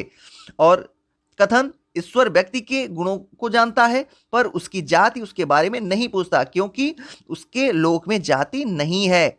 ये इनका कथन था। आगे देखते हैं महाराष्ट्र। नामदेव भक्ति आंदोलन को लोकप्रिय बनाया इन्होंने, और विसोवा खेचर नामदेव के गुरु थे, और बरकरी संप्रदाय से संबंधित थे ये। और विसोवा खेचरनाथ ये रहस्यवादी जीवन की दीक्षा दी नामदेव को, और ज्ञानदेव ने ईश्वर के सर्वव्यापी रूप से परिचित कराया इनको, और कुछ गीतात्मक पथ गुरु ग्रंथ साहिब में संकलित हैं। आगे देखते हैं सूफी आंदोलन। एक मिनट। चिश्तिया सूफी मत स्थापना चिश्ती अफगानिस्तान में। अबू इस्तिहाक समी चिश्ती संस्थापक, अबू इस्तिहाक समी चिश्ती गुरु, और ख्वाजा अबू अहमद अब्दाल इनके शिष्य थे। तो चलिए फिर से देख लेते हैं सूफी आंदोलन। इसमें चिश्तिया सूफी मत को सबसे पहले देखते हैं। स्थापना चिश्ती अफगानिस्तान में, ठीक है ना। और इसके संस्थापक कौन थे? गुरु अबू इस्हाक समी चिश्ती, और इनके शिष्य कौन थे? ख्वाजा अबू अहमद अब्दाल। अब देखते हैं ख्वाजा मोइनुद्दीन चिश्ती। मोहम्मद गौरी की सेना के साथ ये भारत आए थे ख्वाजा मोइनुद्दीन चिश्ती, और इन्होंने अजमेर में निवास किया। भारत में सर्वप्रथम प्रचारक यही थे। मृत्यु इनकी 1236 ईस्वी में हुई। गुरु इनके कौन थे? ख्वाजा उस्मान चिश्ती हारून। कौन थे? ख्वाजा उस्मान चिश्ती हारून, शेख मोहम्मदीन चिश्ती के गुरु थे। शिष्य कौन थे? कुतुबुद्दीन मोहम्मद काकी। अब देखते हैं बाबा फरीद। चिश्ती सिलसिले को भारत में लोकप्रिय बनाया, और बलबन के दामाद थे ये। इनकी रचनाएं गुरु ग्रंथ साहब में संकलित हैं। निजामुद्दीन औलिया को देखते हैं। आध्यात्मिक गुरु बाबा फरीद थे, और मृत्यु इनकी 1325 ईस्वी में हुई। इनकी दरगाह दिल्ली में है, और 7 सुल्तानों के समकालीन थे, या यूं कहिए 7 सुल्तानों का शासन इन्होंने देखा। अन्य नाम महमूद इलाही है। सुल्तान उल औलिया संतों का राजा भी इनका अन्य नाम है। अलाउद्दीन से मिलने से इन्होंने इनकार कर दिया था। आगे देखते हैं शेख सलीम चिश्ती। चिश्ती शाखा के अंतिम सूफियों में से एक थे, और शेख उल हिंद की उन्होंने उपाधि धारण की। जहांगीर का जन्म इनके ही आशीर्वाद से हुआ था। कादरी शाखा संस्थापक शेख मुहीउद्दीन कादिर जिलानी, ये बगदाद के थे। प्रथम प्रचारक भारत में शाह नियातुल्लाह और मखदुम जिलानी थे। आगे देखते हैं नक्शबंदी सिलसिला। नक्शबंदी सिलसिला की स्थापना 1400 ईस्वी में हुई। संस्थापक ख्वाजा बहाउद्दीन नक्शबंद थे। ख्वाजा ख्वांद महमूद कश्मीर को अपना केंद्र बनाया, और ख्वाजा बकी बिल्लाह भारत के प्रमुख प्रचारक रहे। ध्यान रखिएगा, नक्शबंदी सिलसिला का भारत में मुख्य प्रचारक कौन रहा? ख्वाजा बकी बिल्लाह रहे। और शेख अहमद सरहिंदी बकी बिल्लाह के शिष्य थे। वजहत उल सहूद का प्रतिपादन इन्होंने किया। आगे देखते हैं, मुजुद्दीन इस्लाम धर्म के सुधारक। संगीत का विरोध, अच्छा इसमें देखिए क्या था, इसमें संगीत का विरोध किया गया है और इस्लाम धर्म के सुधार का विरोध किया गया है। अकबर को उदार नीतियों का विरोध किया गया, अकबर की उदार नीतियों का इसने विरोध किया है। प्रसिद्ध अनुयायी इसका औरंगजेब था, किसका? नक्शबंदी सिलसिले का। आगे देखते हैं महत्वपूर्ण तथ्य। सूफी संत शाह मोहम्मद गौस ने श्री कृष्ण को स्वीकार किया औलिया के रूप में। सूफी संतों के निवास स्थान का नाम खानकाह है। सूफी संगीत समारोह का नाम सभा है। इस्लाम के धार्मिक कानूनों के विद्वानों को क्या कहा जाता है? उलेमा। प्रेम वाटिका काव्य ग्रंथ की रचना की थी रसखान ने।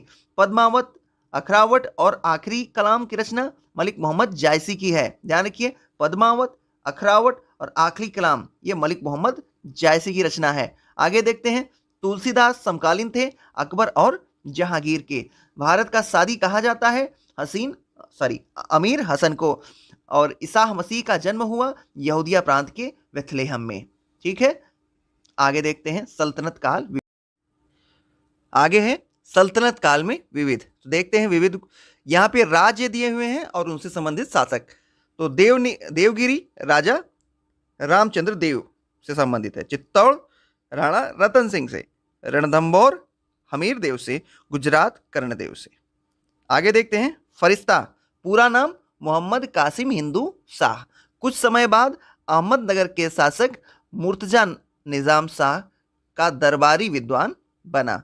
आगे देखते हैं तारीख है फरिश्ता पुस्तक बीजापुर के शासक इब्राहिम आदिल शाह को समर्पित है। फिर से सुनिए, तारीख है फरिश्ता पुस्तक बीजापुर के शासक इब्राहिम आदिल शाह को समर्पित है। तहकीक हिंद रचयिता अलबरूनी है और ये फारसी भाषा में रचित है। अंग्रेजी अनुवाद एडवर्ड सांची है। हिंदी अनुवादक इसके रजनीकांत शर्मा हैं। कीर्ति स्तंभ राणा कुंभ द्वारा मालवा विजय के उपलक्ष्य में बनवाया गया था, राणा कुंभा द्वारा। आगे देखते हैं जैता द्वारा निर्मित अत्रि और प्रस्तिकार महेश। आगे देखते हैं वीर पांड्या रियासत और शासक। वीर पांड्या मदुरा, बीरबललाल वैसल, देवगिरी शंकरदेव, वारंगल प्रताप रुद्रदेव द्वितीय। युद्ध और वर्ष देखते हैं। चंदावर का युद्ध 1194 ईस्वी। तैमूर का आक्रमण 1398 ईस्वी। घाघरा का युद्ध 1529 ईस्वी। तालीकोटा का युद्ध 1565 ईस्वी।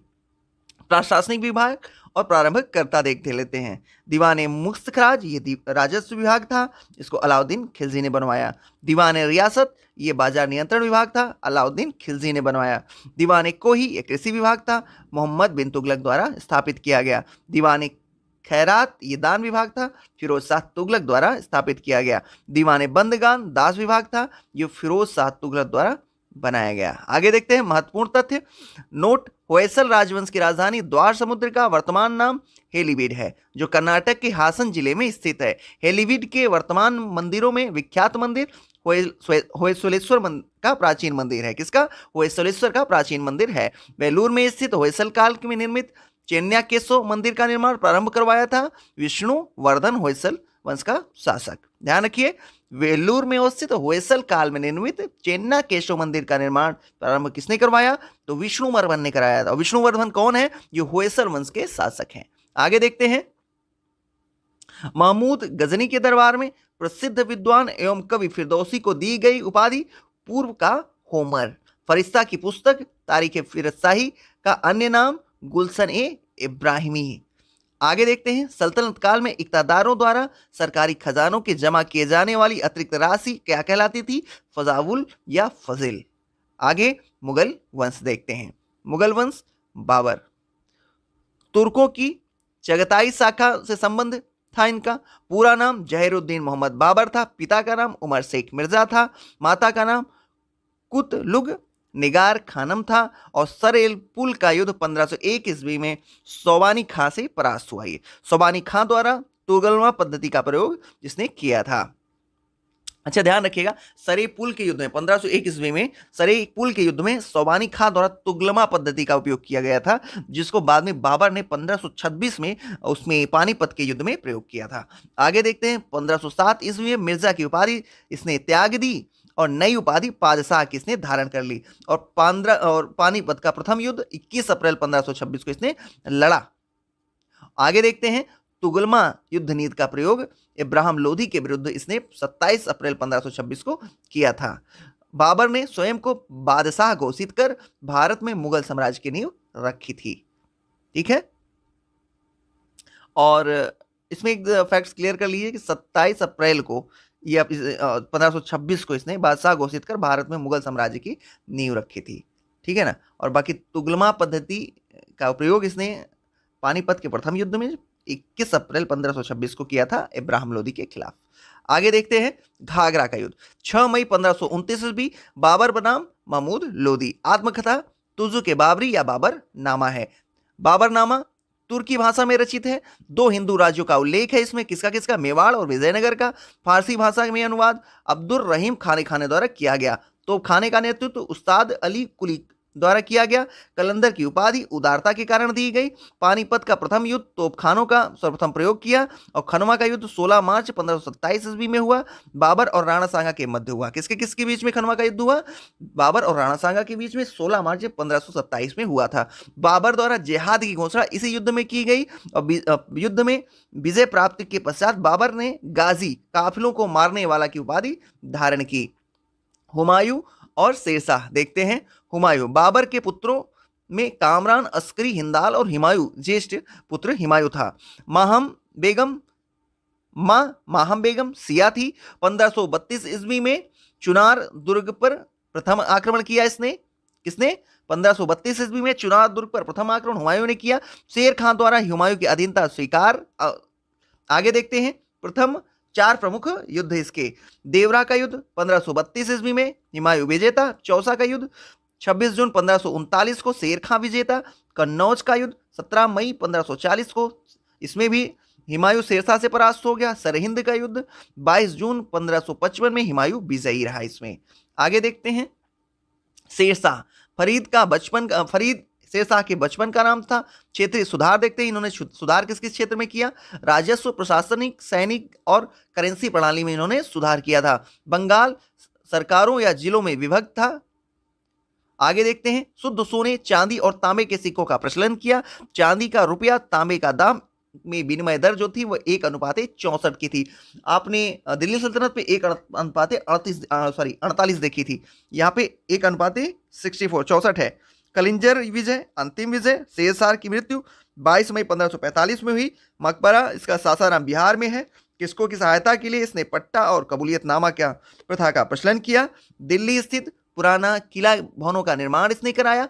सड़क आजम ग्रैंड ट्रंक रोड का निर्माण इसी ने कराया। सोनार गांव बंगाल भारत में लाहौर पाकिस्तान तक ये इसने निर्माण कराया था रोड। कहाँ से?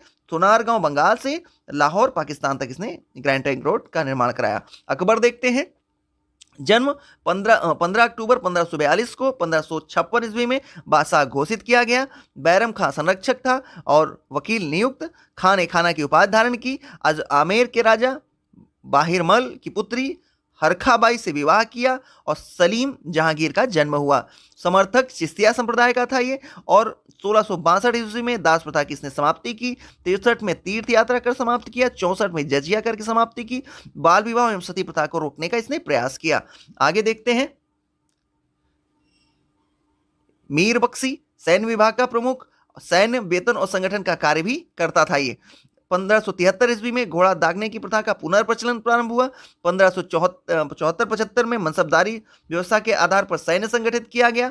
और मनसबदारी व्यवस्था देख लेते हैं। मनसबदारी श्रेणी और पद, मनसबदार श्रेणी और पद प्राप्त अधिकारी, दशमलव प्रणाली पर आधारित था। मध्य एशिया से आयातित था ये, और शासनकाल के 11वें वर्ष में प्रारंभ किया इसने। 3 प्रकार की मनसबदारी, मनसबदार, अमीर और अमीर आजम 3 प्रकार के होते थे।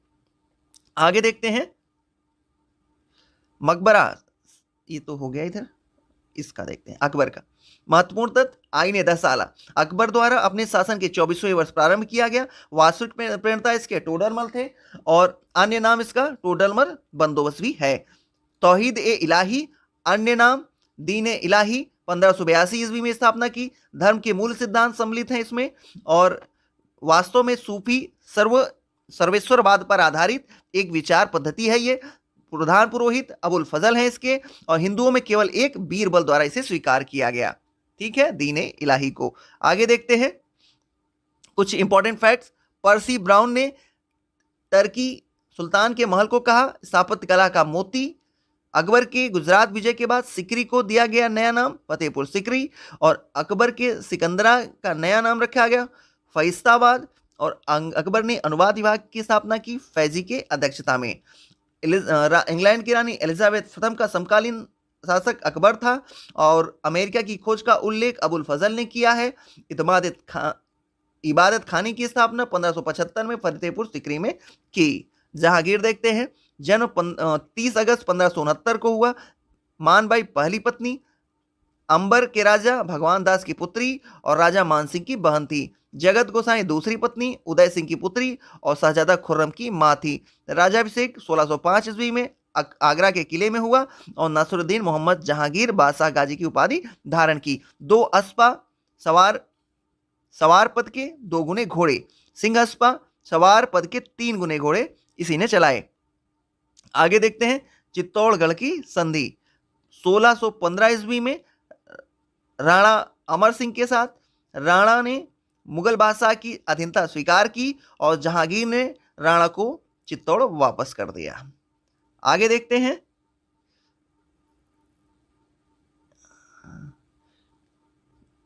जुनता दल नूरजहां ने जहांगीर से विवाह के बाद बनवाया और अन्य सदस्य एतमादुद्दौला, मिर्जा गियास बेग भी कहते हैं जिसे, असमत बेगम, आसफ खां और शहजादा खुर्रम थे इसमें।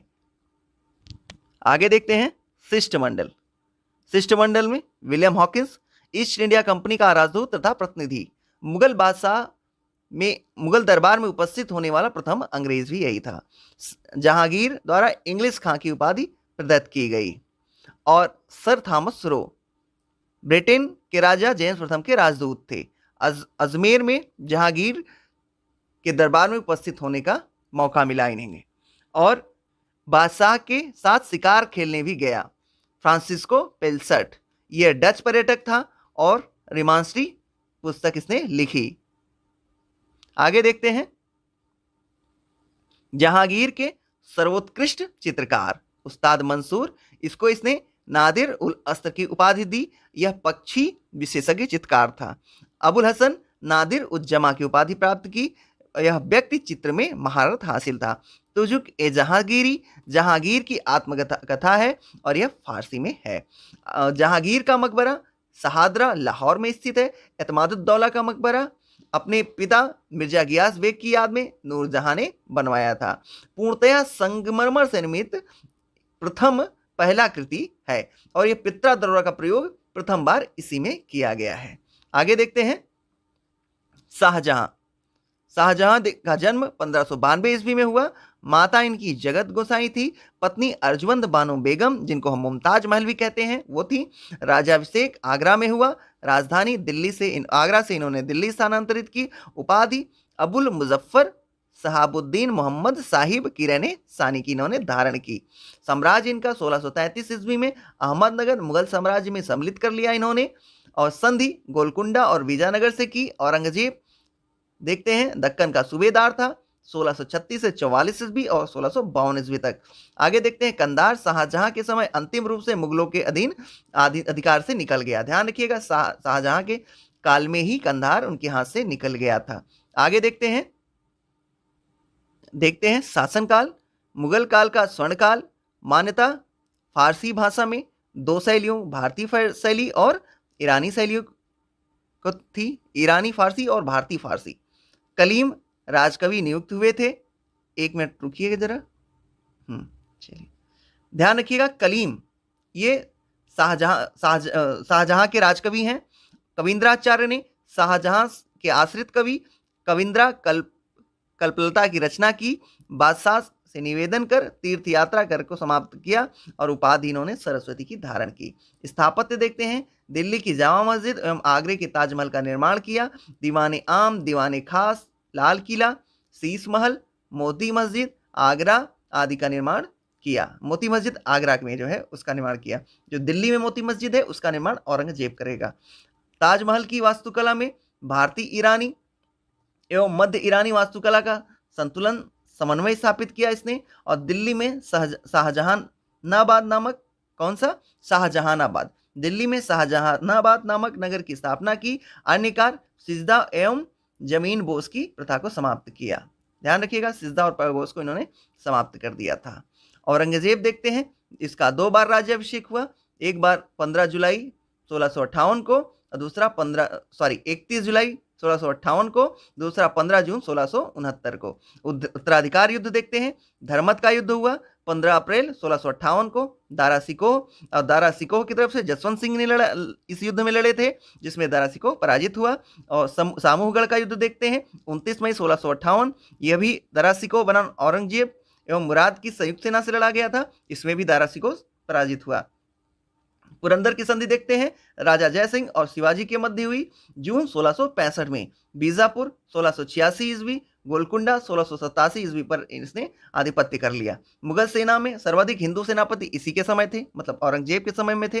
शासनकाल का उत्तराधिकार 31.6% सेनापति हिंदू और आधे से अधिक मराठे थे उसमें।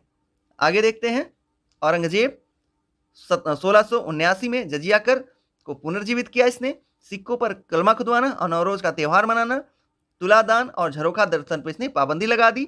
राबिया उद दौरानी के मकबरे का निर्माण कराया इसने आजम शाह द्वारा, ठीक है, निर्माण कराया। और अन्य नाम बीबी का मकबरा है। राबिया उद दौरानी के मकबरे को अन्य क्या कहते हैं? बीबी का मकबरा। और ताजमहल पर आधारित स्थापत्य कला शैली का ये अप्रतिम उदाहरण है, या इसको हम द्वितीय ताजमहल भी कह सकते हैं। दिल्ली के लाल किले में मोती मस्जिद का निर्माण किया, जहां आरा को साहिबात उज जमानी की उपाधि दी और संत समर्थक रामदास इसके समकालीन थे। आगे देखते हैं,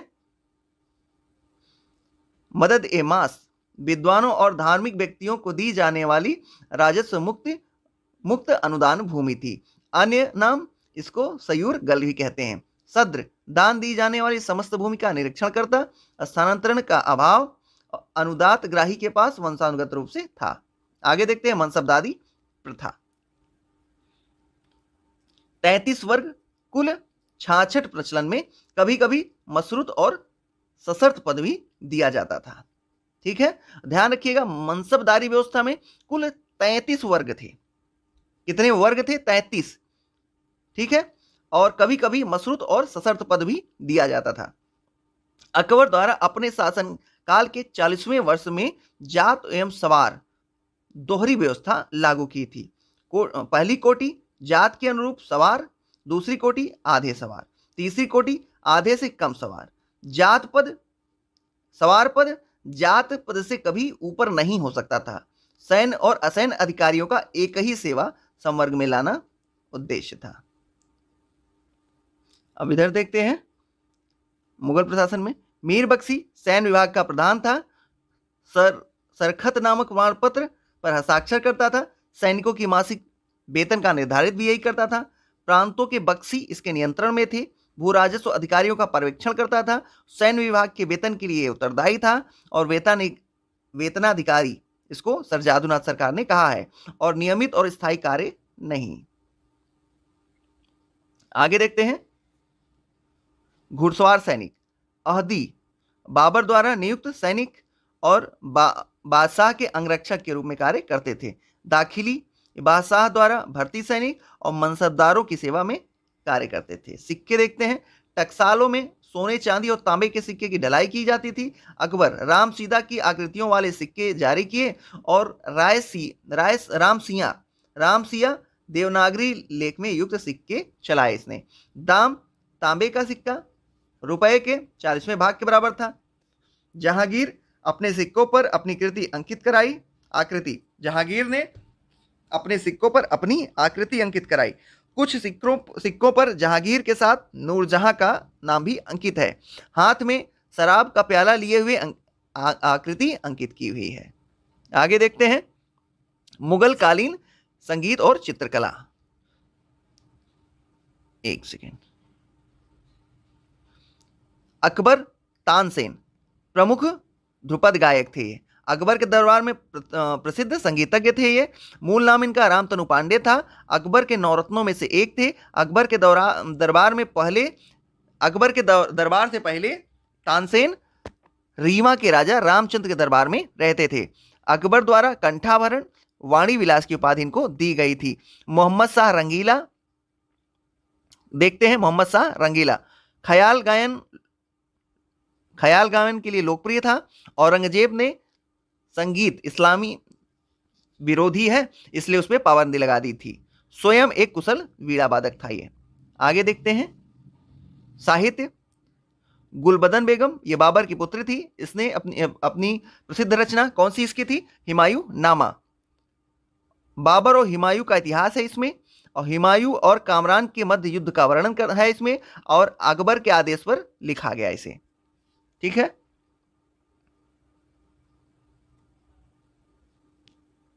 आगे देखते हैं लेखक और पुस्तकें। नजीमुद्दीन अहमद तकबाते अकबरी, ध्यान रखिए, तबकाते अकबरी, नजीमुद्दीन अहमद, तारिके शेरशाही, अब्बास खां शेरवानी, ताजुल मासीर हसन निजामी की कृति है।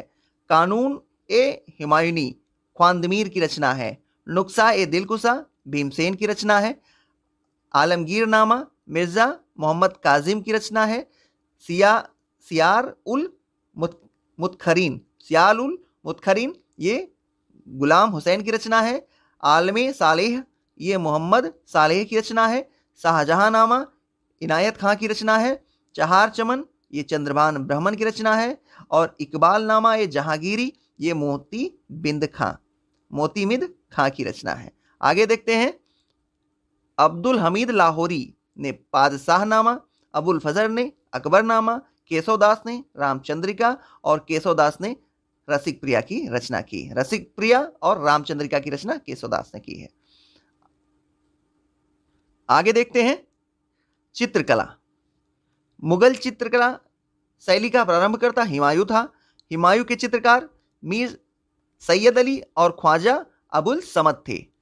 अकबर के चित्रकार दसवंत और बसावंत थे।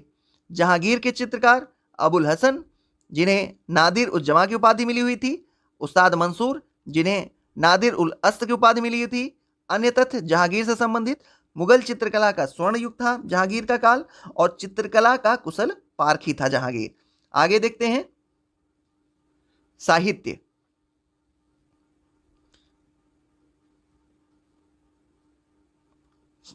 मुगलों की राजभाषा फारसी थी और फारसी लिपि नास्तलिक फारसी लिपि।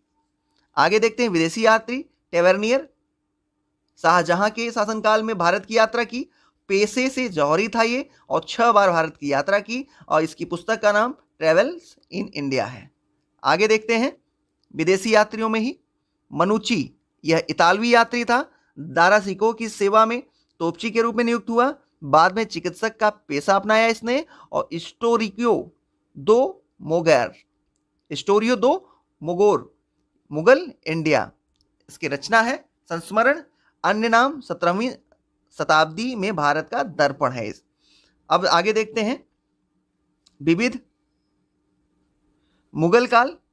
हेमराज तत्कालिक स्रोतों में नाम बक्काल रेवाड़ी के सोरू का व्यापारी था और इस्लाम शाह की सेवा में लगा हुआ था। आदिल शाह के समय सम्मान और कद इसका बढ़ा। वजीर और सेनापति बनाए। तरदी बेग को परास्त कर विक्रमादित्य और विक्रमजीत की उपाधि इसने धारण की। आगे देखते हैं विदेशी यात्री और भारत में यात्रा की अवधि। हॉकिंस 1608 में से 1611, टॉमस रो 1615 से 1619, मनुची 1653 से 1708, रॉल्फिन्स 1585 से 1586। और युद्ध और वर्ष देखते हैं। खनवा का युद्ध 1527 में, घाघरा का युद्ध 1529 में, चौसा का युद्ध 1539 में, सामूगढ़ का युद्ध 1658 में। इनमें से सामूगढ़ का युद्ध याद रखिएगा, 1658 ईस्वी महत्वपूर्ण है। आगे देखते हैं हल्दी घाटी का युद्ध अकबर और राणा प्रताप के विरुद्ध हुआ। बेलग्राम का युद्ध, शेरशाह हुमायूं और शेरशाह के विरुद्ध, खुसरो का युद्ध, खिसरो का विद्रोह जहांगीर के विरुद्ध था, खानवा का युद्ध बाबर और राणा सांगा के मध्य हुआ। आगे देखते हैं अमरम। अमरम विजयनगर के नायकों को राजा द्वारा वेतन और बदले में उनकी अधीनस्थ सेवा के रखरखाव के लिए दिया गया विशेष भूखंड अमरम कहलाता था। मोकासा मराठा शासन में चौथा, फिर से देखिए, मोकासा मराठा शासन में चौथ की आय का 66% मराठा सरदारों को घुड़सवार रखने के लिए देय होता था। सूरत बंदरगाह अन्य नाम बाबुल मक्का और मक्का द्वार। सूरत बंदरगाह का अन्य नाम बाबुल मक्का और मक्का द्वार है। आगे देखते हैं प्रसिद्ध भारतीय हीरे कोहिनूर के संबंध में जानकारी देने वाला विदेशी यात्री कौन है? टेवर्नियर। भारतीय व्यापारिक जहाजों पर काम करने वाले कर्मचारी का नाम था मोमोली। क्या था? मौलिम। और मौलिम तारों तथा सूर्य की स्थिति का पता लगाता था गोलाकार यंत्र से। मराठों के होलकर, ध्यान रखिएगा, मराठों के होलकर वंश की सास क्या थी? अहिल्याबाई। मराठा छत्रपति राजाराम की पत्नी का नाम था ताराबाई। गोंडवाना के हिंदू राज्य के योग्य शिक्षिका थी दुर्गावती। आगे देखते हैं, इसी के साथ मुगल काल समाप्त होता है। अब देखते हैं गुरु नानक और सिख संप्रदाय। गुरु नानक 1669 ईस्वी में तलवंडी नाना साहब में इनका जन्म हुआ। वर्तमान में ये पाकिस्तान के पंजाब प्रांत के ननकाना साहिब जिले में स्थित है। पूर्व में यह शेखपुरा जिले का भाग था।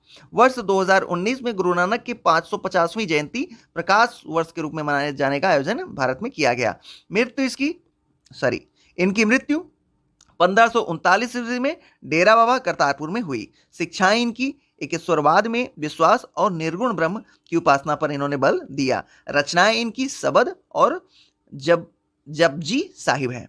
और कथन इनका क्या था? ईश्वर केवल मनुष्य के सगुण को पहचानता है तथा उसकी जाति नहीं पूछता, क्योंकि दूसरे लोक में कोई जाति नहीं होती। आगे देखते हैं विशेष तथ्य। सिकंदर लोदी 1489 से 1517 ईस्वी के समय सिख धर्म की स्थापना की। मतलब जब सिख धर्म की स्थापना हुई उस समय शासक सिकंदर लोदी था। और गुरु का लंगर नामक मुक्त सामुदायिक रसोई की शुरुआत इन्होंने की। उदासी नामक धर्म प्रचारक यात्रा का प्रारंभ किया। किस? उदासी नामक। संसार के 9 क्षेत्रों 9 खंड की यात्रा की इन्होंने। सिख गुरु परंपरा। मूल नाम भाई लहना गुरु नानक द्वारा। देखिए गुरु नानक के बाद गुरु अंगद बनते हैं। इनका समय जो पीरियड है 1539 से 1552 ईस्वी। अब देखते हैं इनके बारे में। मूल नाम इनका भाई लहना था और गुरु नानक द्वारा उत्तराधिकारी द्वितीय सिख गुरु थे ये। स्थानीय भाषा में गुरु नानक के उपदेशों को इन्होंने संकलित किया और गुरुमुखी लिपि का जनक इनको माना जाता है। सिख गुरु परंपरा से संबंधित अन्य तथ्य देखते हैं। गुरु अमरदास 1552 से 1574 ईस्वी धार्मिक साम्राज्य को 22 गद्दियों में इन्होंने बांटा और सिख विवाह परंपरा आनंद कारज और सरल विवाह पद्धति लवन को प्रचलित किया। ठीक है। और गुरु रामदास ये 1574 से 1581 तक रहे। अमृतसर मूल नाम रामदासपुर की स्थापना की और अकबर द्वारा प्रदान की गई 500 बीघा जमीन पर गुरु पद की पैतृक बनवाया। गुरु पद को इन्होंने पैतृक बनाया। ध्यान रखिएगा, अमृतसर नगर की स्थापना इन्होंने की और उस भूमि पे की जिसको अकबर ने इनको प्रदत्त की थी 500 बीघा जमीन पर। और गुरु पद को पैतृक रामदास ने ही कराया था। आगे देखते हैं गुरु अर्जुन देव, इन्होंने आदि ग्रंथ का संकलन किया। अमृतसर में दरबार साहिब हरमिंदर साहब की स्थापना की। तरन तारण और करतारपुर नगर बसाया इन्होंने। विद्रोही मुगल राजकुमार खुसरो की सहायता करने पर जहांगीर द्वारा कैद कर फांसी दे दी गई इनको। गुरु गोविंद सिंह 1606 से 1644 ईस्वी अकाल तख्त की स्थापना की और सिखों को एक लड़ाकू जाति में बदला गुरु गोविंद सिंह ने। गुरु हरगोविंद है, ये ध्यान रखिएगा। अमृतसर की रक्षा हेतु लाहौर गढ़ किले का निर्माण किया। पीरी और मीरी 2 अस्त्र क्रमशः आध्यात्मिक और सांसारिक प्रभुत्व की परख कीरतपुर नगर की स्थापना की इन्होंने। किसकी? कीरतपुर नगर की। गुरु हरराय द्वारा सिखों का समर्थन था इनको और औरंगजेब के बुलावे पर पुत्र राम राय को भेजा इन्होंने। गुरु हरकिशन सबसे कम अवधि 8 वर्ष से कम आयु में चेचक से मृत्यु हो गई इनकी, और बाल गुरु उपनाम है इनका गुरु हरकिशन का। गुरु तेग बहादुर आनंदपुर साहिब की स्थापना की, किसानों का नेतृत्व तथा कश्मीरी ब्राह्मणों के लिए संघर्ष किया इन्होंने। आगरा प्रयाग बनारसी सासाराम, आगरा प्रयाग बनारस सासाराम पटना मुंगेर ढाका और असम की यात्रा की इन्होंने। इस्लाम न स्वीकार करने के कारण औरंगजेब द्वारा मृत्युदंड दे दिया गया और शहीद स्थल पर शीशगंज साहिब गुरुद्वारा चांदनी चौक में बनाया गया है। आगे देखते हैं गुरु गोविंद सिंह। गुरु गोविंद सिंह 13 अप्रैल 1699 ईस्वी को बैसाखी के दिन आनंदपुर साहिब में खालसा की स्थापना इन्होंने की। और इसमें देखते हैं धर्माचार पाहुल का प्रवर्तन किया इन्होंने।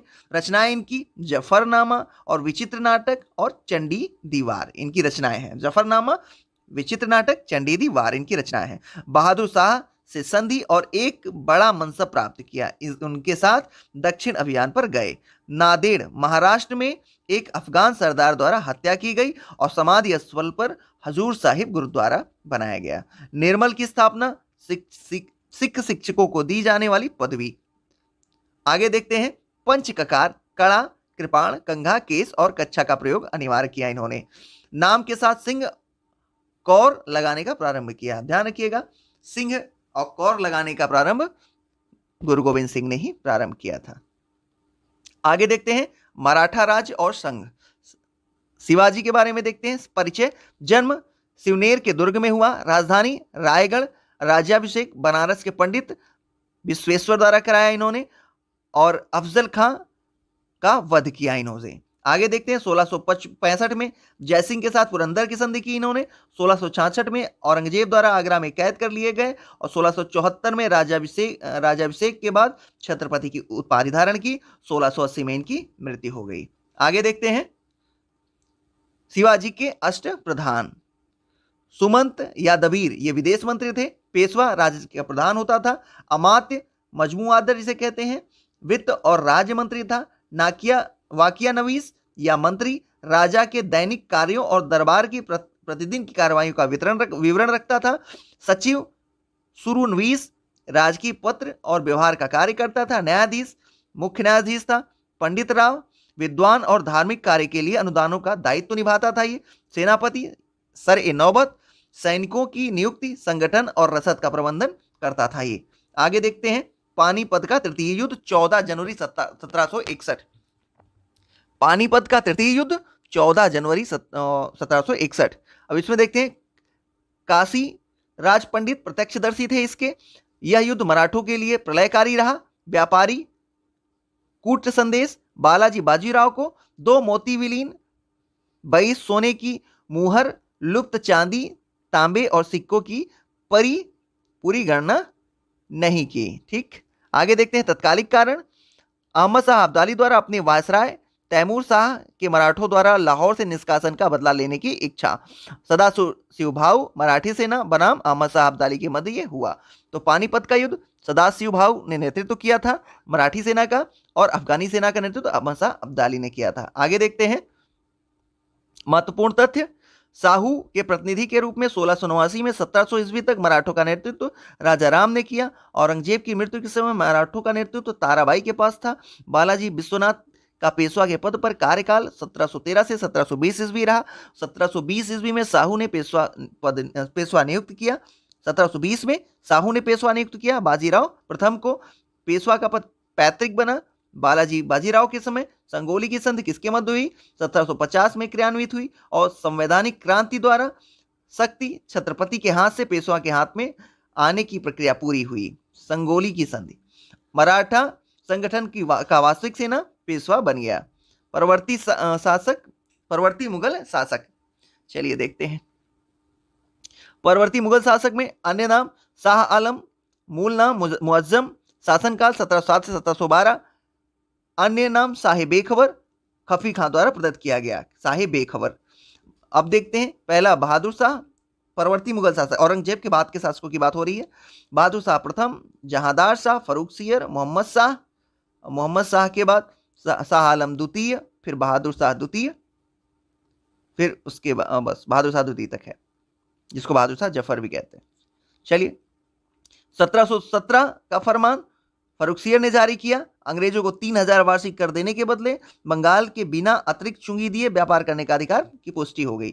1712 से 1713 ईस्वी शासनकाल के अंतर्गत अयोग जुल्फिकार खां की सहायता से गद्दी प्राप्त फर्रुखसियर से परास्त 1713 में हत्या। ध्यान रखिए 1712 ईस्वी से 13 ईस्वी के मध्य शासन कार्य का निरंतर अयोग जुल्फी खां की सहायता से गद्दी प्राप्त और फर्रुखसियर से पस्त 1713 ईस्वी में फर्रुखसियर से परास्त हो गया और 1630 में हत्या हो गई।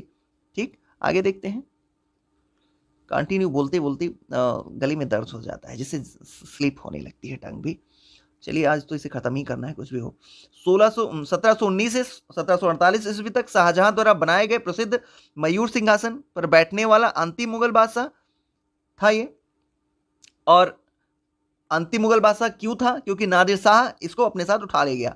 नादिर शाह का आक्रमण करनाल युद्ध के मुगल सेना परास्त हुई। नादिर शाह का आक्रमण करनाल युद्ध में मुगल सेना परास्त हुई। रंगीला के नाम से प्रसिद्ध था मोहम्मद शाह और हिजड़ों तथा महिलाओं में से एक वर्ग का प्रभुत्व स्थापित हुआ, ये मोहम्मद शाह रंगीला के समय। आगे देखते हैं 1759 से 1806 ईस्वी मूल नाम अली गौहर, दिल्ली पर अंग्रेजों का अधिकार हुआ शाह आलम द्वितीय के समय। अब देखते हैं 1837 से 57 बीना साम्राज्य का सम्राट ईस्ट इंडिया कंपनी की ओर से प्रतिमाह 1 लाख रुपए पेंशन और 1862 में इसकी मृत्यु हो गई। आगे देखते हैं विविध मुगल काल में। तुलसीदास प्रसिद्ध भक्ति संत थे और कवि थे। अकबर जहांगीर इनके समकालीन शासक थे। ग्रंथ इन्होंने रामचरितमानस और विनय पत्रिका की रचना की इन्होंने। जीवन काल इनका 1532 से 1623 ईस्वी रहा। नामोल्लेख आईने अकबरी में अबुल फजल ने किया है। तुलसीदास का नामोल्लेख आईने अकबरी में अब्दुल फजल द्वारा किया गया है। अकबर का मकबरा 5 मंजिल है। स्थिति कहाँ है? सिकंदरा गांव। निर्माण की योजना स्वयं अकबर द्वारा बनाया गया था। विशेषज्ञता गुंबद विहीन है। इसकी विशेषता क्या है? यह गुंबद विहीन है। निर्माण कार्य जहांगीर द्वारा किया गया। प्रत्येक ऊपर की मंजिल नीचे की मंजिल से आकार में छोटी थी। आगे देखते हैं आगरा का किला अकबर द्वारा निर्मित है। अकबर के प्रधान कारीगर कासिम खां की देखरेख में निर्मित किया गया और किले के अंदर अकबर द्वारा लाल पत्थर निर्मित 500 से अधिक भवन निर्मित है। इसमें जहांगीर महल इसी किले में स्थित है। अकबरी शैली का सर्वप्रथम उदाहरण यहीं से मिलता है। तुलसीदास देखते हैं बड़े ग्रंथ और छोटे ग्रंथ। दोहावली छोटे ग्रंथ में देखते हैं दोहावली, गीतावली, कवितावली, रामचरितमानस और विनय पत्रिका। बड़े ग्रंथों में फिर से देखिए बड़े ग्रंथों में दोहावली, गीतावली, कवितावली, रामचरितमानस, विनय पत्रिका है। छोटे ग्रंथों में पार्वती मंगल, जानकी मंगल, वरवे रामायण, वैराग्य संदीपनी और कृष्ण गीतावली है। आगे देखते हैं रचना और रचनाकार। भक्त नामावली ध्रुवदास की है। भक्तमाल नाभादास की है। केशवदास ने क्या क्या लिखा? रसिक प्रिया, रामचंद्रिका, कवि प्रिया। चित्रावली उस्मान की है। अब देखते हैं मजहर जारी करने के बाद अकबर द्वारा धारण की गई उपाधि सुल्तान आदिल या इमाम आदिल। अकबर के दरबार में प्रसिद्ध ग्रंथकर्ताओं में सबसे प्रमुख कश्मीर के मोहम्मद हुसैन को अकबर द्वारा प्रदान की गई उपाधि जरी कलम। हरिविजय सूरी को जगत गुरु की उपाधि से सम्मानित करने वाला शासक अकबर था। आगे देखते हैं महत्वपूर्ण तथ्य है कुछ। अलाउद्दीन खिलजी ने नवीन धर्म चलाने की विचार त्याग दिया। कोतवाल अलाउल मुल्क की सलाह पर जब उसने राजत्व प्राप्त किया तो वह शरीयत के नियमों आदेशों से पूर्णतया स्वतंत्र था। यह कथन किसका है? वर्णी द्वारा अलाउद्दीन खिलजी के लिए। आगे देखते हैं राजपथ के विषय में बलबन के विचारों को पुनर्जीवित किया अलाउद्दीन खिलजी ने। शासक और प्रसिद्ध कार्य देखते हैं। इल्तुतमिश ने चहलगानी अमीर, मोहम्मद तुगलक ने प्रतीक मुद्रा, शेर शाह ने सड़क आजम, अकबर आईने दसाला। आगे देखते हैं भक्ति संत और व्यवसाय। नामदेव दर्जी थे, कबीर जुलाहा थे, रविदास मोची थे, सेना नाई थे। अब भक्ति संत और जीवन काल देख लेते हैं। कबीर 1398 से 1518 ईस्वी, गुरु नानक 1469 से 1539 ईस्वी, चैतन्य 1486 से 1534 ईस्वी, मीराबाई 1498 से 1557 ईस्वी। अब देख लेते हैं स्थापत्य और अवस्थिति। अदीना मस्जिद पंडुआ पश्चिम बंगाल, लाल दरवाजा मस्जिद जौनपुर, दाखिल दरवाजा गौंड, तीन दरवाजा अहमदाबाद। आगे देखते हैं शासक और शासनकाल। मोहम्मद बिन तुगलक 1325 से 1351 और कुलशेखर 1268 से 1310, देवराय द्वितीय 1442 से 1446, कृष्णदेवराय 1509 से 1529। आगे देखते हैं शासक और स्मारक। सिकंदर लोदी दोहरा गुंबद, शेरशाह अष्टभुजी मकबरा, बलबन सत्य मेहराबी मकबरा, मोहम्मद आदिल शाह गोल गुंबद, मानसिंह महल ग्वालियर, प्रेरणा स्रोत। अच्छा, जहांगीर महल देखते हैं। जहांगीरी महल का प्रेरणा स्रोत कौन था? मानसिंह का महल ग्वालियर, वो जहांगीरी महल का प्रेरणा स्रोत था। निर्माता कौन था जहांगीरी महल का? अकबर। झुकाव हिंदू स्थापत्य कला शैली की ओर। आगे देखते हैं महाप्रभु चैतन्य महाप्रभु, पिता जगन्नाथ मिश्र, माता सची देवी, जीवन काल 1486 से 1534, जन्म स्थान नदिया जिला बंगाल, निमाई बचपन का नाम था इनके, भक्ति आंदोलन के संत थे ये, आराध्य देवता इनके कृष्ण थे और संस्थापक मध्य गौंडीय संप्रदाय के थे। आगे देखते हैं मध्यकालीन कवि और रचनाएं। मुल्ला दाऊद ने चंद्रायन की रचना की, दामोदर कवि ने पद्मावत कथा की, अमीर खुसरो ने आसिका की। आगे देखते हैं बरकरी संप्रदाय। मुख्य पीठ पठरपुर महाराष्ट्र, संस्थापक ज्ञानेश्वर अरंग्य, अन्य संत नामदेव तुकाराम। विशेष तथ्य देखते हैं विठोबा की पूजा कृष्ण के अवतार की मान्यता, विठोबा को कृष्ण का अवतार माना गया। हल्दी घाटी का युद्ध वर्ष 1576 में महाराणा प्रताप बना मानसिंह एवं आसफ खां के मध्य।